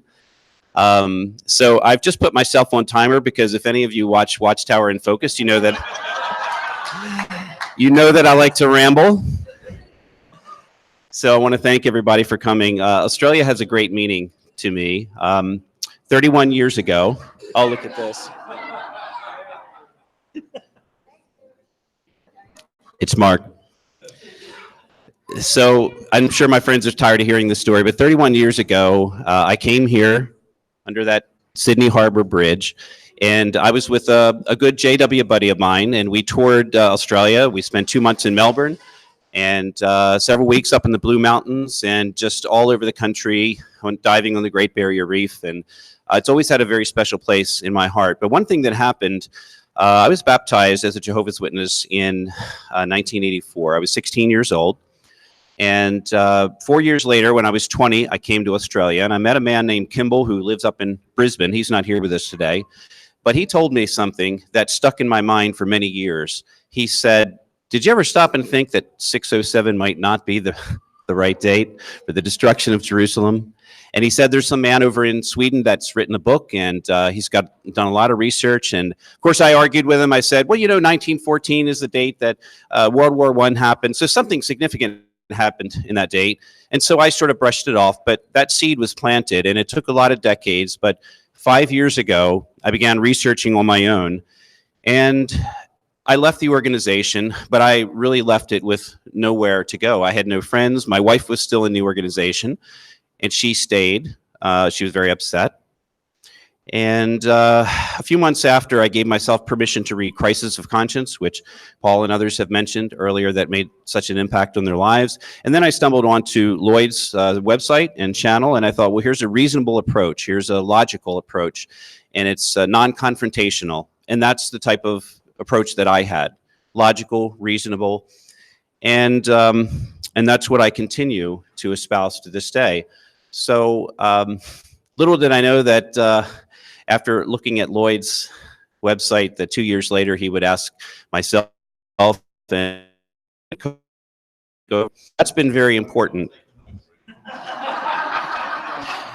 Well, let's see, the words that he used were, I'm handing you the keys. So I don't know what that means. But no, it's been an honor to share some articles on that. And sadly, a lot of it's been about child abuse. And that's very sad. As a child, I grew up around, there was an anointed elder who abused multiple kids. There was another pioneer that abused, I found out later, multiple women. It's really devastating to me how the organization covered that up and how no one seemed to know or care about it. But I care about it, and Australia cares about it. And so what happened here in 2015 with the Royal Commission and with Angus Stewart, I think we all played a small part in supporting that, watching that. And so many of you have come to tell me how you've left the organization as a result of what happened during the Australian Royal Commission.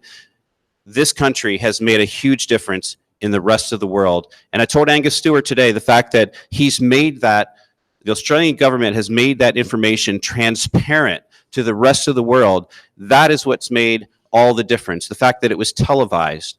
So, I just want to say that after all of it's said and done, I'm happy that all of you, many of you have escaped in the last 5 years. Maybe a show of hands of who's been out within the last 5 years. And that is a significant number of people. The light's blinding me, so I can't see all the hands.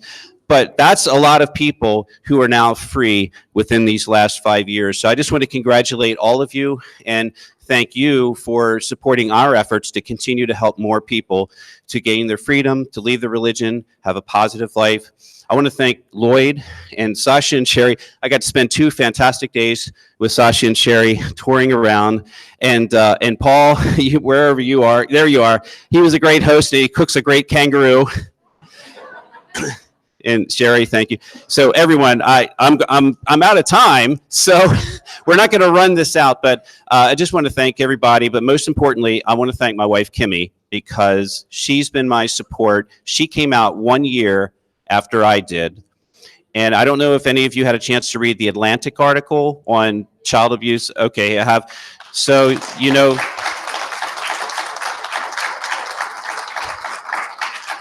If you read that article, you know Kimmy's story, and it's a tragic story, but she woke up 1 year later, and she's at home watching this right now. It's about 2 in the morning or something, but say hi, Kimmy.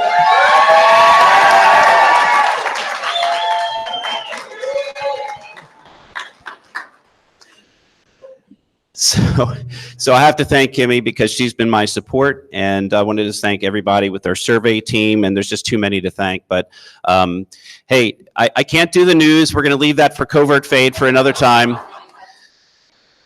But 2:19 a.m. Okay, make sure Scrappy's fed, Kimmy. Make sure Scrappy is fed. Give him a pet for me. We rescue cats. We love animals. And sadly, the kangaroos aren't too happy at us right now. So, so I look forward to talking to some of you a little bit later. I know we're running out of time, but just thanks to Australia, thanks to everybody here who's done what they've done. Oh, and by the way, after the Atlantic article, they came after us and disfellowshipped both myself and my wife for causing divisions, and now they're going after my mother, of course, who just lost her husband of 57 years. So. Without your support, we wouldn't continue to do this. And what Sacha said about all those emails that get sent, and it's very rewarding for us to do the work that we do. And I just want to thank everybody who's had a part of it, especially Lloyd for putting together the channel. And so thank you all. And I hope to get to meet some more of you that I haven't met.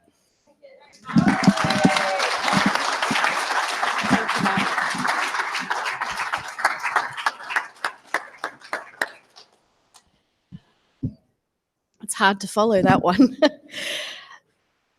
We are actually not doing too badly. This is good. All right.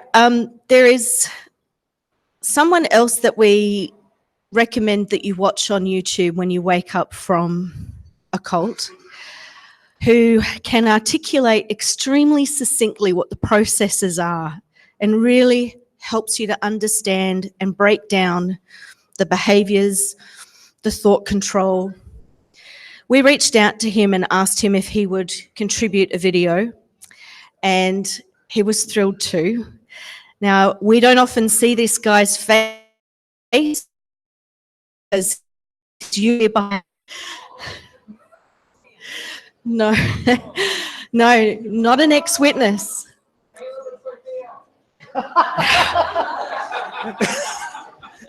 No, it's not Caleb and Sophia. No, it's Link from Theremin Trees, and he's done a video for us specifically for this event. So if you can play. My name's Link, and I run a YouTube channel called Theremin Trees, focusing on manipulation and abuse. I'd like to thank Sherrie and Sacha for their kind invitation to this celebration. I didn't realise how many members of the XJW community I already knew until some years ago, when I recounted the time when Penny, Marcia, and later Sheila tried for several weeks to recruit me and my brother. Folks I chatted with for years revealed their unspoken histories inside the organisation. It was an education. This high control group flies under the public radar. Worldly folks often dismiss it as a quirky but harmless church. Penny, Marcia, and Sheila revealed nothing about its abuses. A friend of mine whose aunt was recruited gave some insights, but my ex-JW chums gave me chapter and verse. The compassion and resilience of this community is striking. It's no coincidence that folks who leave abusive groups often show these and other related traits, like empathy, protectiveness, a strong sense of justice. These traits can make you more willing to challenge authority when you see corruption and abuse, and these traits shine through in ex-JW activism, in the tireless work of campaigners like YouTuber Lloyd Evans and podcaster Louise Good, and in the vision of filmmaker Daniel Crockett-Taylor, creator of The Beautiful Apostasy. Barbara Anderson embodied these traits when she told NBC News about the organization's secret records of child abuse accusations and private settlements. Predictably, she was shunned, even by her own son, but not her husband. Like Sherrie and Sacha, Barbara and Joe Anderson stuck by each other. Here's to folks everywhere who choose love over fear. I'll end by mentioning two remarkable individuals known as BCB and BCG. As we all know, despite despicable attempts by JW officials to shame them into silence, they approached the Royal Australian Commission into institutional responses to child sexual abuse and shared their harrowing experiences. Because of their extraordinary courage, Australia and the rest of the world watched as a dozen JW officials were obliged to wrestle with their own cowardice and hypocrisy in an open courtroom. This community carries a lot of pain. The governing body expects that pain to twist and break people. But time after time, that pain has instead driven people to protect and support others. In doing that, you turn pain into love. I can't think of anything more worthy of celebration than that.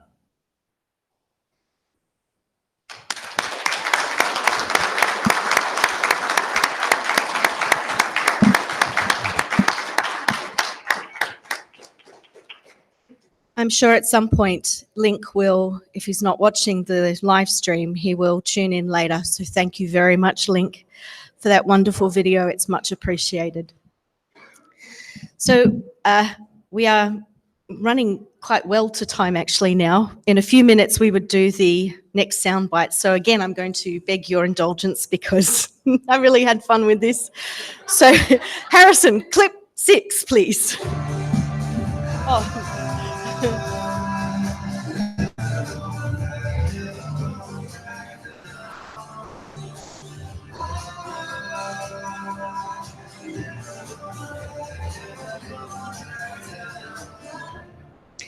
So that'll be a lesser known song to a lot of you. It's a group from the States called Bob Moses. But that song really resonated with me because the whole chorus was about never going back. And to me, that it's a lot. It's never going back to Watchtower, but it's never going back to those behaviours, and it's becoming something new. So I had to pop that in, even if it wasn't so well known. So now we don't have too much longer. Oh dear, Auntie Bev's trying to get up.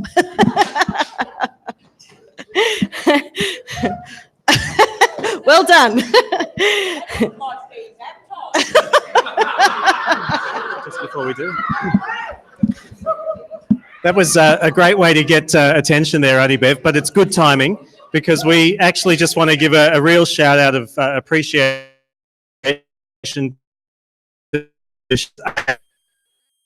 to help with this. So can we just give a huge round of applause and appreciation, Auntie Bev?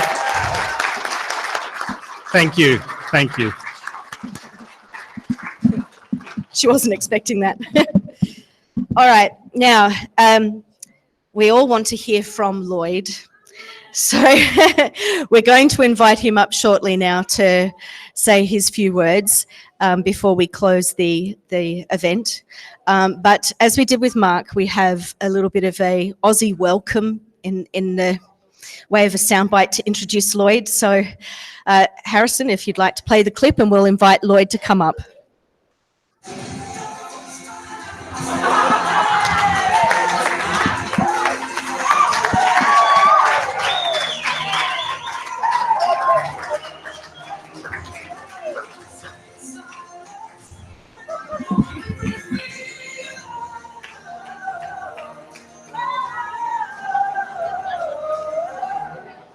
I'm still getting to grips with Aussie humour. I really am. Well, we warmly welcome you, dear brothers and sisters. It's not a balloon. What colour?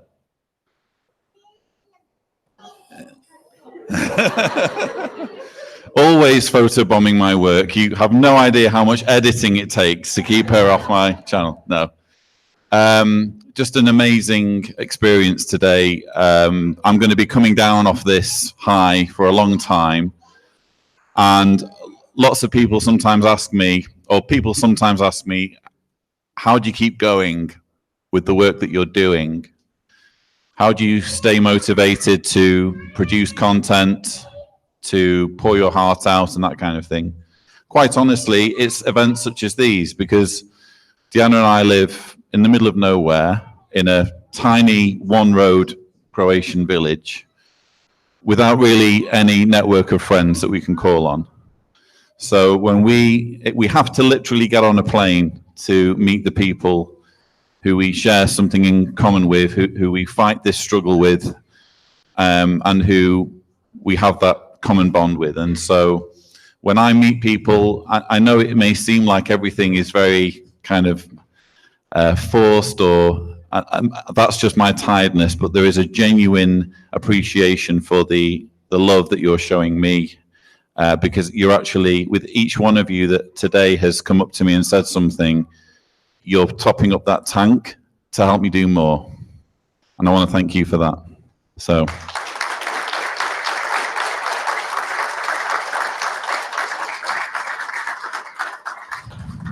And there's an unsung hero in this room who we haven't really spoken about, who is instrumental in the work that I do because of the support and love, unflinching love that she gives me in enabling me to have the time and space creatively to create my videos, to wrestle with this batshit crazy cult on a daily basis. And that's Diana. So I think she deserves a massive round of applause.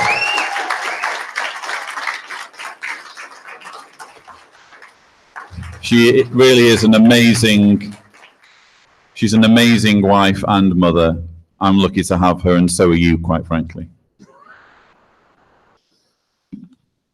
So I actually wrote these notes on the ferry here, and they almost blew into the water. Had to kind of scramble after them to rescue them. So I want to talk briefly about reasons to be proud. Now, obviously at JW Survey, we're interested in surveys. Mark did a little survey before to find out how many of you have woken up in the last 5 years. Can we see those hands again? That's a really high percentage. I want to thin it down. I want to thin it down further. How many in the last 12 months?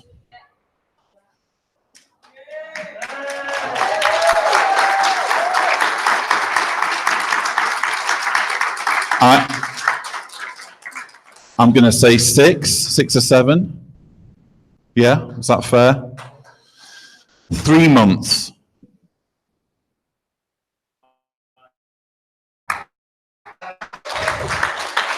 So, for those of you how many watching on the live stream?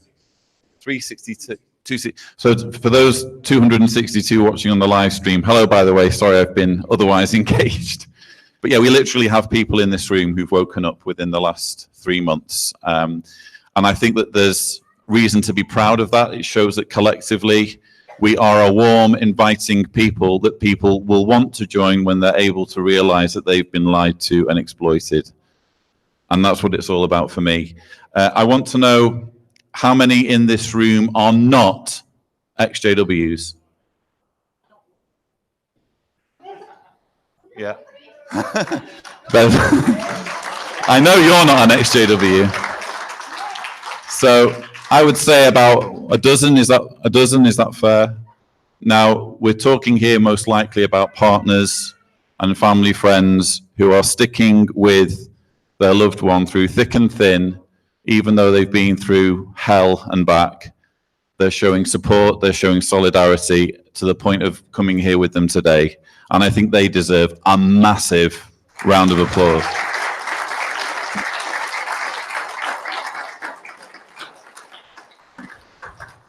Here's a fun one. I want you to raise your hand if you woke up in your 20s or younger. Okay. That's a reasonable number. I'm going to say a couple of dozen there. 30s and 40s.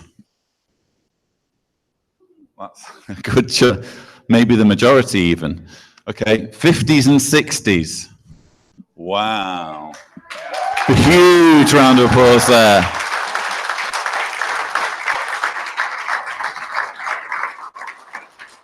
'70s and '80s? No. Where? Come on. How old were you when you woke up? This is really important, by the way. 72. 72. And what was it that made you wake up? There are a lot of red flags, but it was the Royal Commission, which I accidentally stumbled on. Sure. And since then, I've done lead lighting classes, I've done a creative writing class, and having a great time. But the first year, I had thyroid cancer, and then after that, I just took some time to get myself together. Did nothing for anybody. I do a little bit of activism when I can, but it's a great life. And now I can do what I want, when I want, how I want, and I don't have to have anybody tell me I can't wear, do, read, see. It's a great life. Is it the best life ever? It is now. But doesn't that just show that you're never too old? There are no, this is one thing I hear. Do you not think, Lloyd, that we could reach a point where our relatives are just too old and it's just not worth bothering with them? And I agree, sometimes that's the case. We can never make hard and fast rules. But don't underestimate the value of freedom. Freedom means the same thing no matter what age you are, 30s, 40s, 50s, 60s, 70s, 80s, 90s. It still means something to be in full control of your own mind. People need that opportunity. And we should all be proud of the role, whatever role we play, in helping make that happen.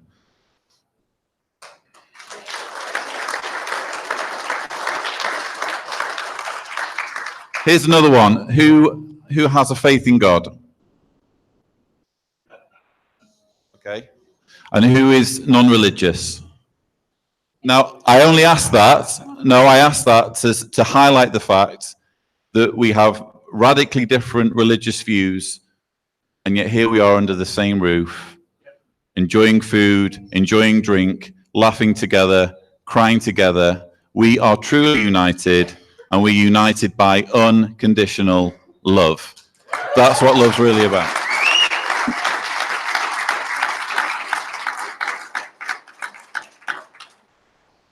And as much as I appreciate, and I'm sure Paul appreciates, people coming up to us and saying, you helped us wake up, the courage and bravery to challenge cherished beliefs and cherished views. There are 8.5 million Jehovah's Witnesses in the world right now who do not, at this moment in time, have that courage. You are the exception. Never, ever lose pride in that fact, and always appreciate yourself for making that leap. So, applause for yourselves. Yeah?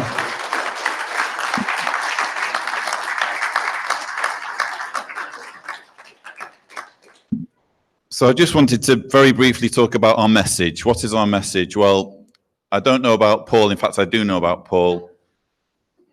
Our message is always about facts rather than emotions. And I get emotional sometimes, as you may have guessed. We all get emotional sometimes, but the emotions can't override the facts. The facts are what are going to help people. We need to avoid sensationalism. That was what drew me to Paul's website to begin with. He was presenting his information in a calm, balanced way.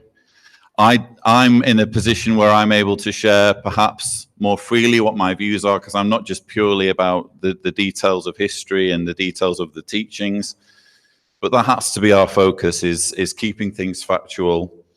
And here's the number one argument, and this is my one piece of advice, if I can give one. When you are in a situation where you're perhaps being cornered by a believing Jehovah's Witness friend or relative, and they're pegging you down with arguments about why theirs is God's one true religion, why you should consider coming back, returning to Jehovah.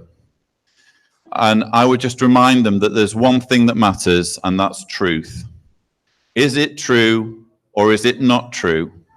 If you want to tell me that this is the truth, you need to prove it. If the evidence that you come to me with is no more compelling than the evidence that any other religion can come to me with, I have absolutely no interest, and neither should you.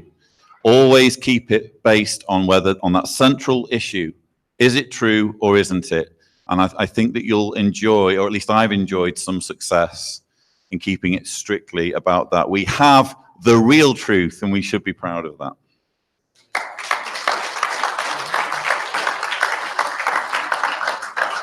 And I want to briefly talk about child sex abuse because, again, as Javier said, this is one of the main reasons why we came to Australia. Actually, it turned out when we came to Australia that just by coincidence, this is an awesome country with incredible people. And one of the biggest networks of XJWs that certainly I have seen, and I've been to a lot of events in a lot of different countries. Mark, have you experienced anything like this? Never. Mark's on the East Coast of America. He has no excuses.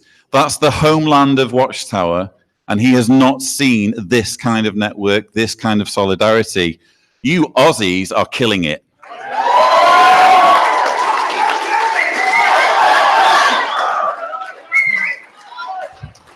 So please keep that up. But apart from that, we were also interested in the Australian Royal Commission and who shouldn't be interested in what they uncovered.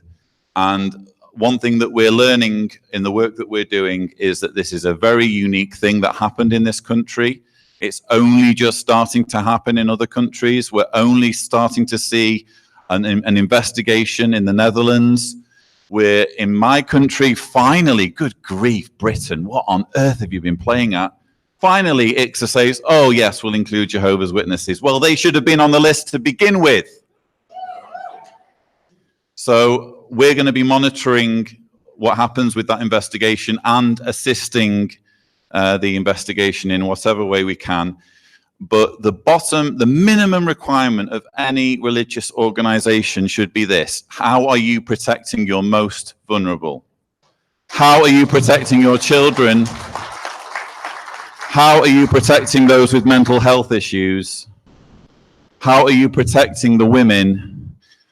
Not that women are vulnerable, but how are you protecting the most vulnerable in your society? And on every measure, Watchtower fails. And until they learn that lesson that they need to, if they want to be taken seriously as a religion, then they need to start acting as an organization that cares about the most vulnerable. I know I speak for Paul, Mark, Fifth, all of the other activists in saying that we will be on their ass until they make a difference.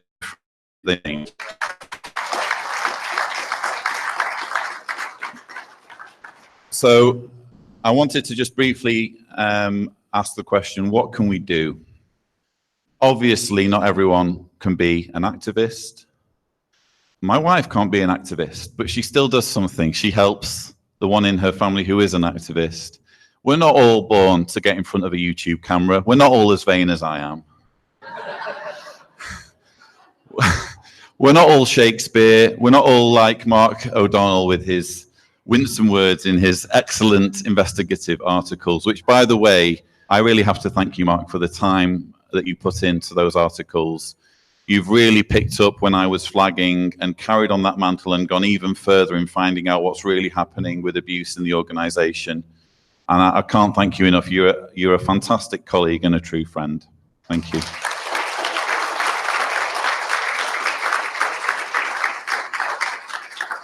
But the point is, you don't have to be a YouTuber and you don't have to be a blogger to be an activist. You can show support. You can be a good person. You can be kind. You can be supportive to those who are perhaps able to do more. You can be living proof that there is life on the other side of a cult. And every day that you do that and you prove to those around you that you are a happier, more contented, more fulfilled person, you're proving that Watchtower are liars. And I'm pretty sure everyone in the room is doing that. So again, thank you for being activists in that way, and that's probably the most important way.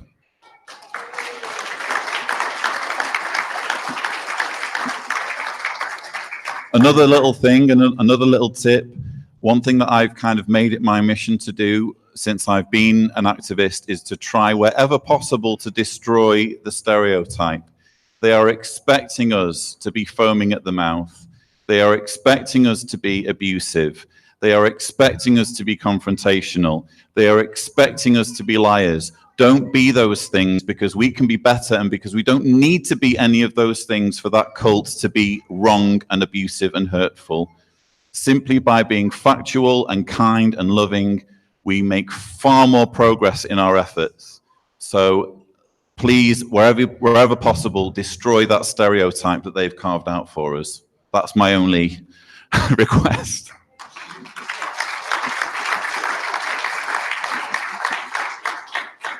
And another thing, and I think, again, going back to what I was saying before about religion, I think one thing that's really beautiful to see in this room is that, again, we have people with different ideas, different backgrounds. I had someone come up to me today and say, I read your book, Lloyd. I don't agree with all of it. I'm not an atheist. And you know what? That's fine. I would be alarmed if every single person in this room said, Lloyd, I've read your book and I agree with every word. I'd be like, that would be creepy. I do not want to live in a world surrounded by clones of Lloyd Evans. I want to be surrounded by different people who I can learn from and laugh with and cry with and engage with. That's the only world I want to live in. I don't want to live in a world where there is enforced unity of thought, where everyone has to think the same way, everyone has to love each other, everyone has to be each other's friend. I'll choose who my friends are, thank you. And I think it's wonderful that we can all disagree and agree to disagree. Yeah.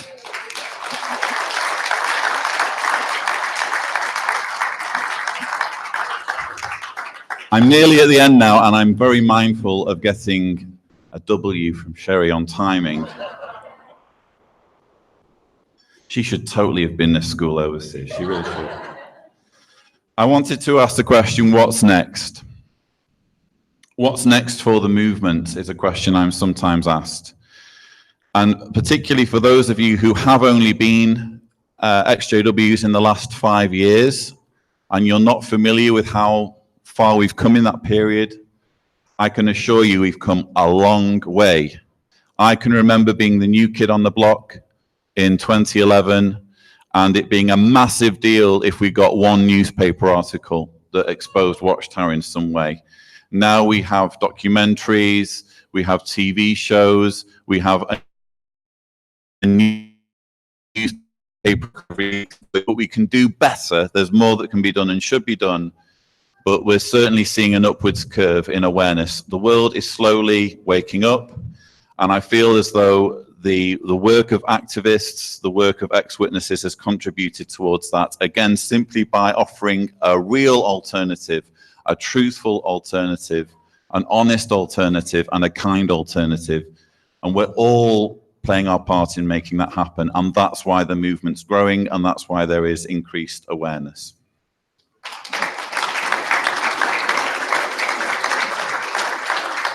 What's next for Watchtower? That's another question I get asked. I have no idea.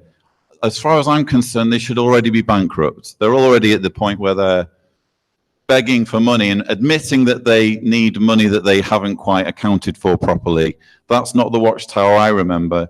I remember an organization that was terrified of asking for money and said that the minute they started asking for money, they'd have to shut down publication. Well, they've broken that rule a number of times. And so I'm just waiting for the day when the downsizing isn't quite enough and we start to see some very real ramifications on that side. A special what? Manicure. She's got a special manicure.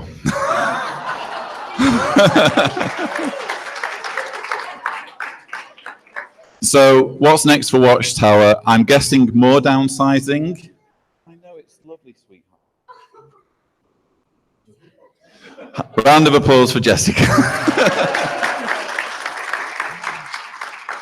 I'm expecting more downsizing, but I think that Watchtower will increasingly become less relevant, more of an oddity, and I think that their reputation will continue to veer more closely towards the reputation that Scientology has. That's what I really expect. And I think we can all take pride in playing our own part, even if it's just by being supportive and helping those who are on the front line, so to speak. You're really helping make that happen, so thank you.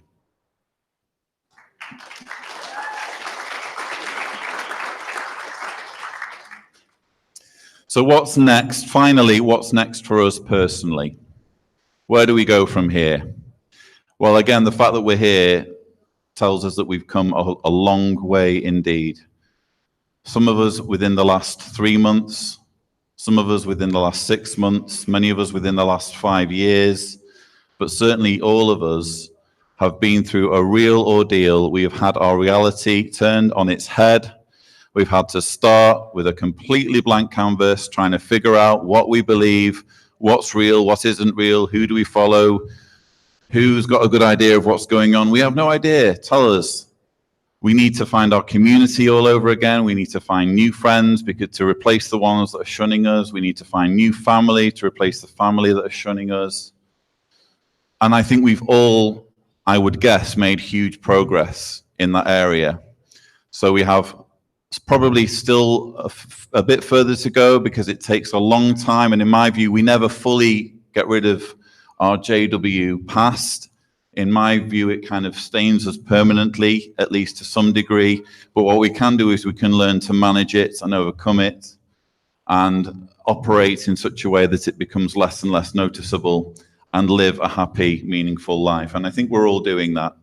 So I think, in summary, we are ex-Jehovah's Witnesses. We are proud. We are strong. We have the real truth, and freedom is our paradise. Thank you.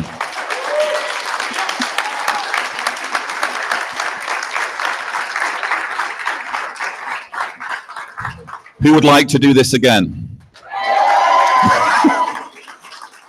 So we're already kind of talking about it. I'm thinking maybe every 2 years, but this could not have happened without Sacha and Sherrie and the dedication and time and effort that they've put into it, and they deserve a massive round of applause.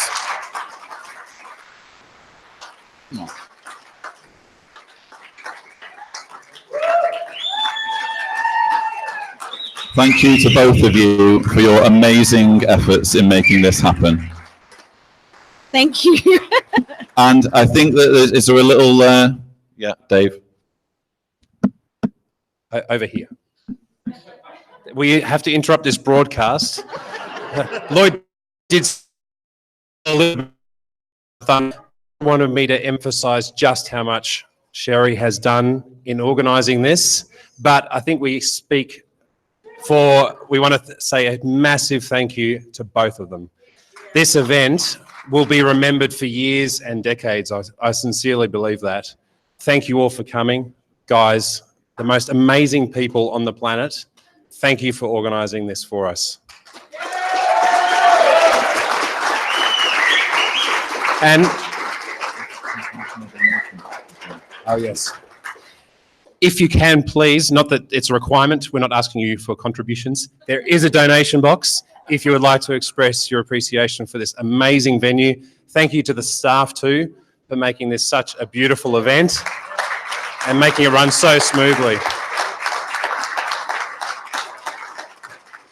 And we're not done yet. To express our appreciation, we have a special delivery, and oh, here he comes now.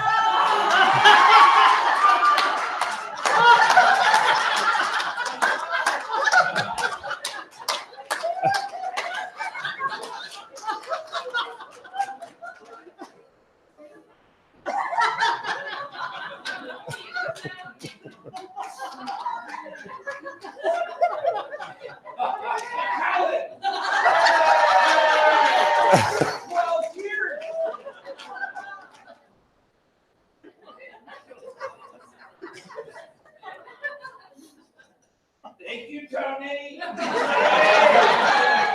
It's coming.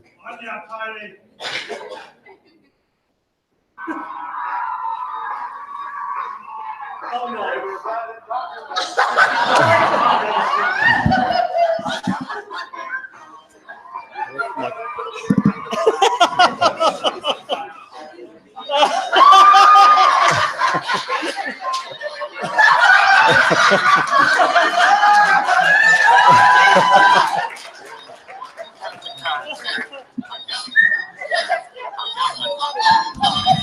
No one else around is wearing tight pants. I got my tight pants. I got my tight pants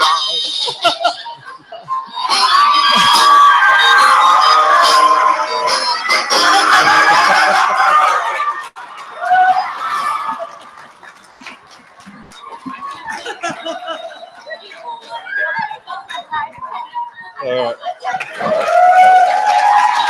Over to you guys.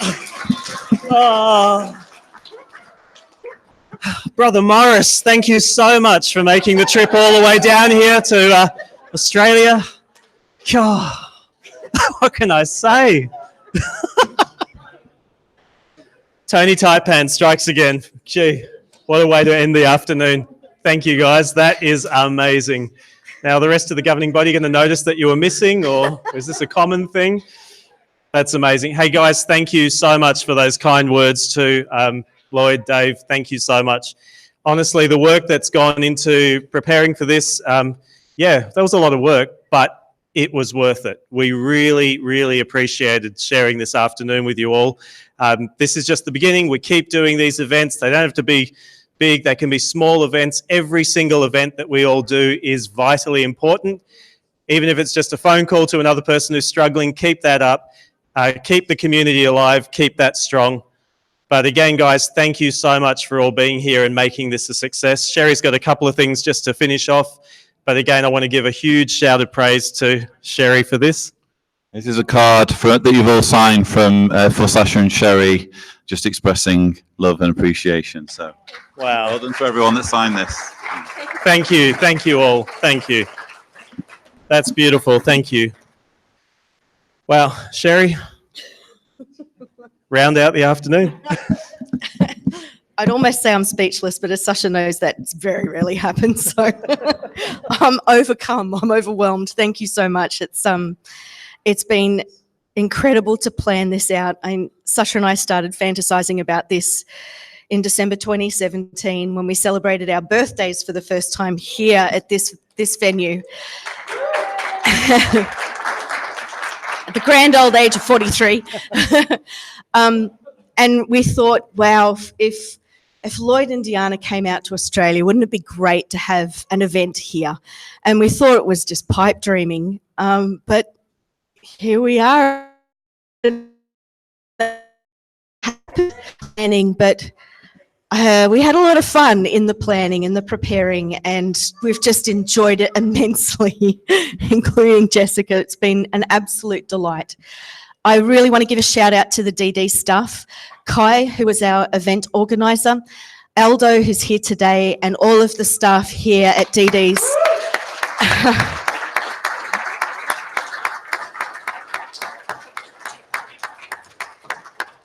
No request was too difficult. The numbers kind of kept growing from what we originally intended, and DD's was, yep, no, that's fine, we can cope. We told them we've got a film crew, can we have a bit of extra space? Yes, sure, no problem. They have just been absolutely so easy to deal with and have contributed enormously to today being a success. So thank you to DD's. I also want to thank everyone with a yellow lanyard who's really helped us out today. Dave, thank you so much for everything that you've done. Harrison and Monica and Sean have just been outstanding. Harrison took care of all the technology stuff because I knew I was going to bugger that up, but they've just been absolutely incredible. Thank you so much for making today a success. We're very excited at the idea of today not being the only time we do this, that we can plan for events like this down the track. I think that we're going places even more than we have already. So thank you very much. I don't really have too much more to say. I do have some ending credits. How surprising that there's another soundbite, but we'll wait till Sacha's finished. Sorry, I just wanted to say thanks to all those who joined us on the live stream as well. It's amazing to have you here as part of the proceedings. Really appreciate that you guys logged on, or anybody that might be watching this at a later date on the John Cedars channel. It was great to have you guys part of it as well. I would love to do a sign off, but I believe there's, hell, I'll just do it. Look, thanks everyone for being here. And as always, thank you for watching. If you...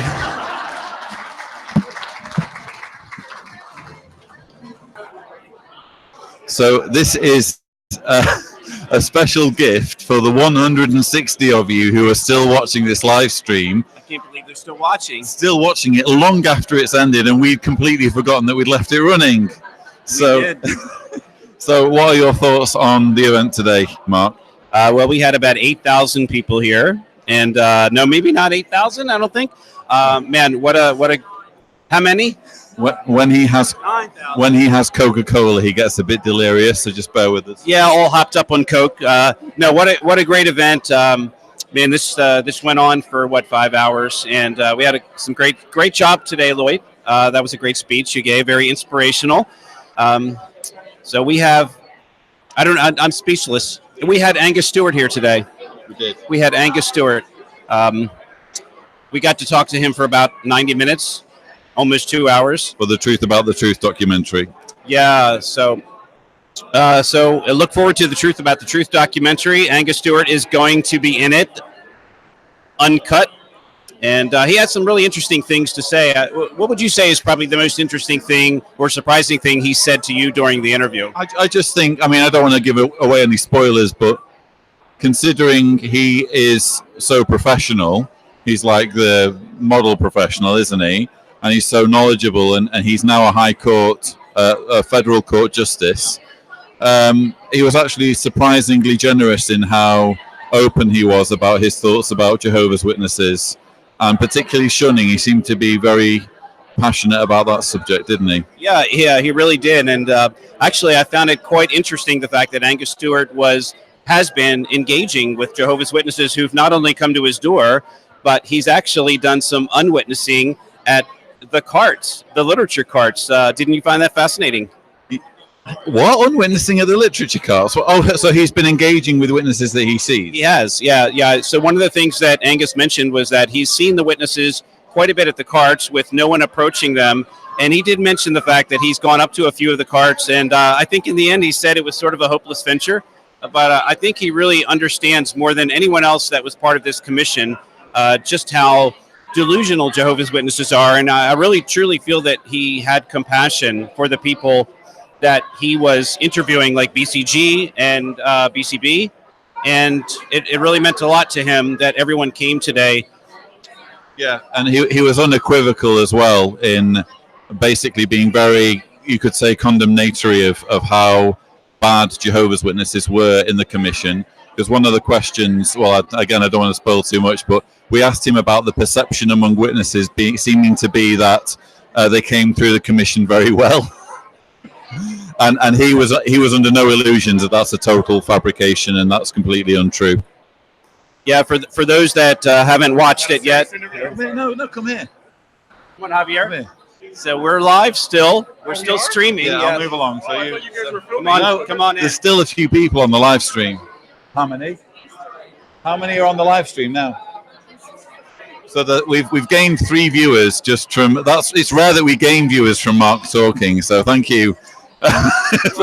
When you consider it's about 3 o'clock in the morning, New York time, so we've lost the entire East Coast because they're all sleeping, and we still have people that are just waking up now watching this in Europe. So thanks everybody for watching. We're with Javier Ortiz, the director of The Truth About the Truth, along with actually the director is Juan Escobedo. Producer, director. These guys are all doing a very good job, and they landed Angus Stewart. We were just talking about the interview with Angus Stewart. No spoilers. Javier, what are your thoughts on this event and our work in Australia? I think it was a productive week. This event was the highlight of it all, and I'm happy we were able to make it here. And I want to thank everyone who follows Lloyd's channel and the Facebook page, because we're here because of you. So thank you all. The response was amazing to the request for help, let's call it. And yeah, we're close to ending production now, aren't we? Maybe a few more months. Yeah, I think we have 1 or 2 more trips to do and a couple of more interviews to do, but we should be ready to go post-production 2019, December. And we got Angus Stewart. And we got Angus Stewart. And Paul Grundy. And Paul Grundy. It's been a fanboy week. So to those of you who made it all the way through to this part, hopefully this is a small reward. So watching.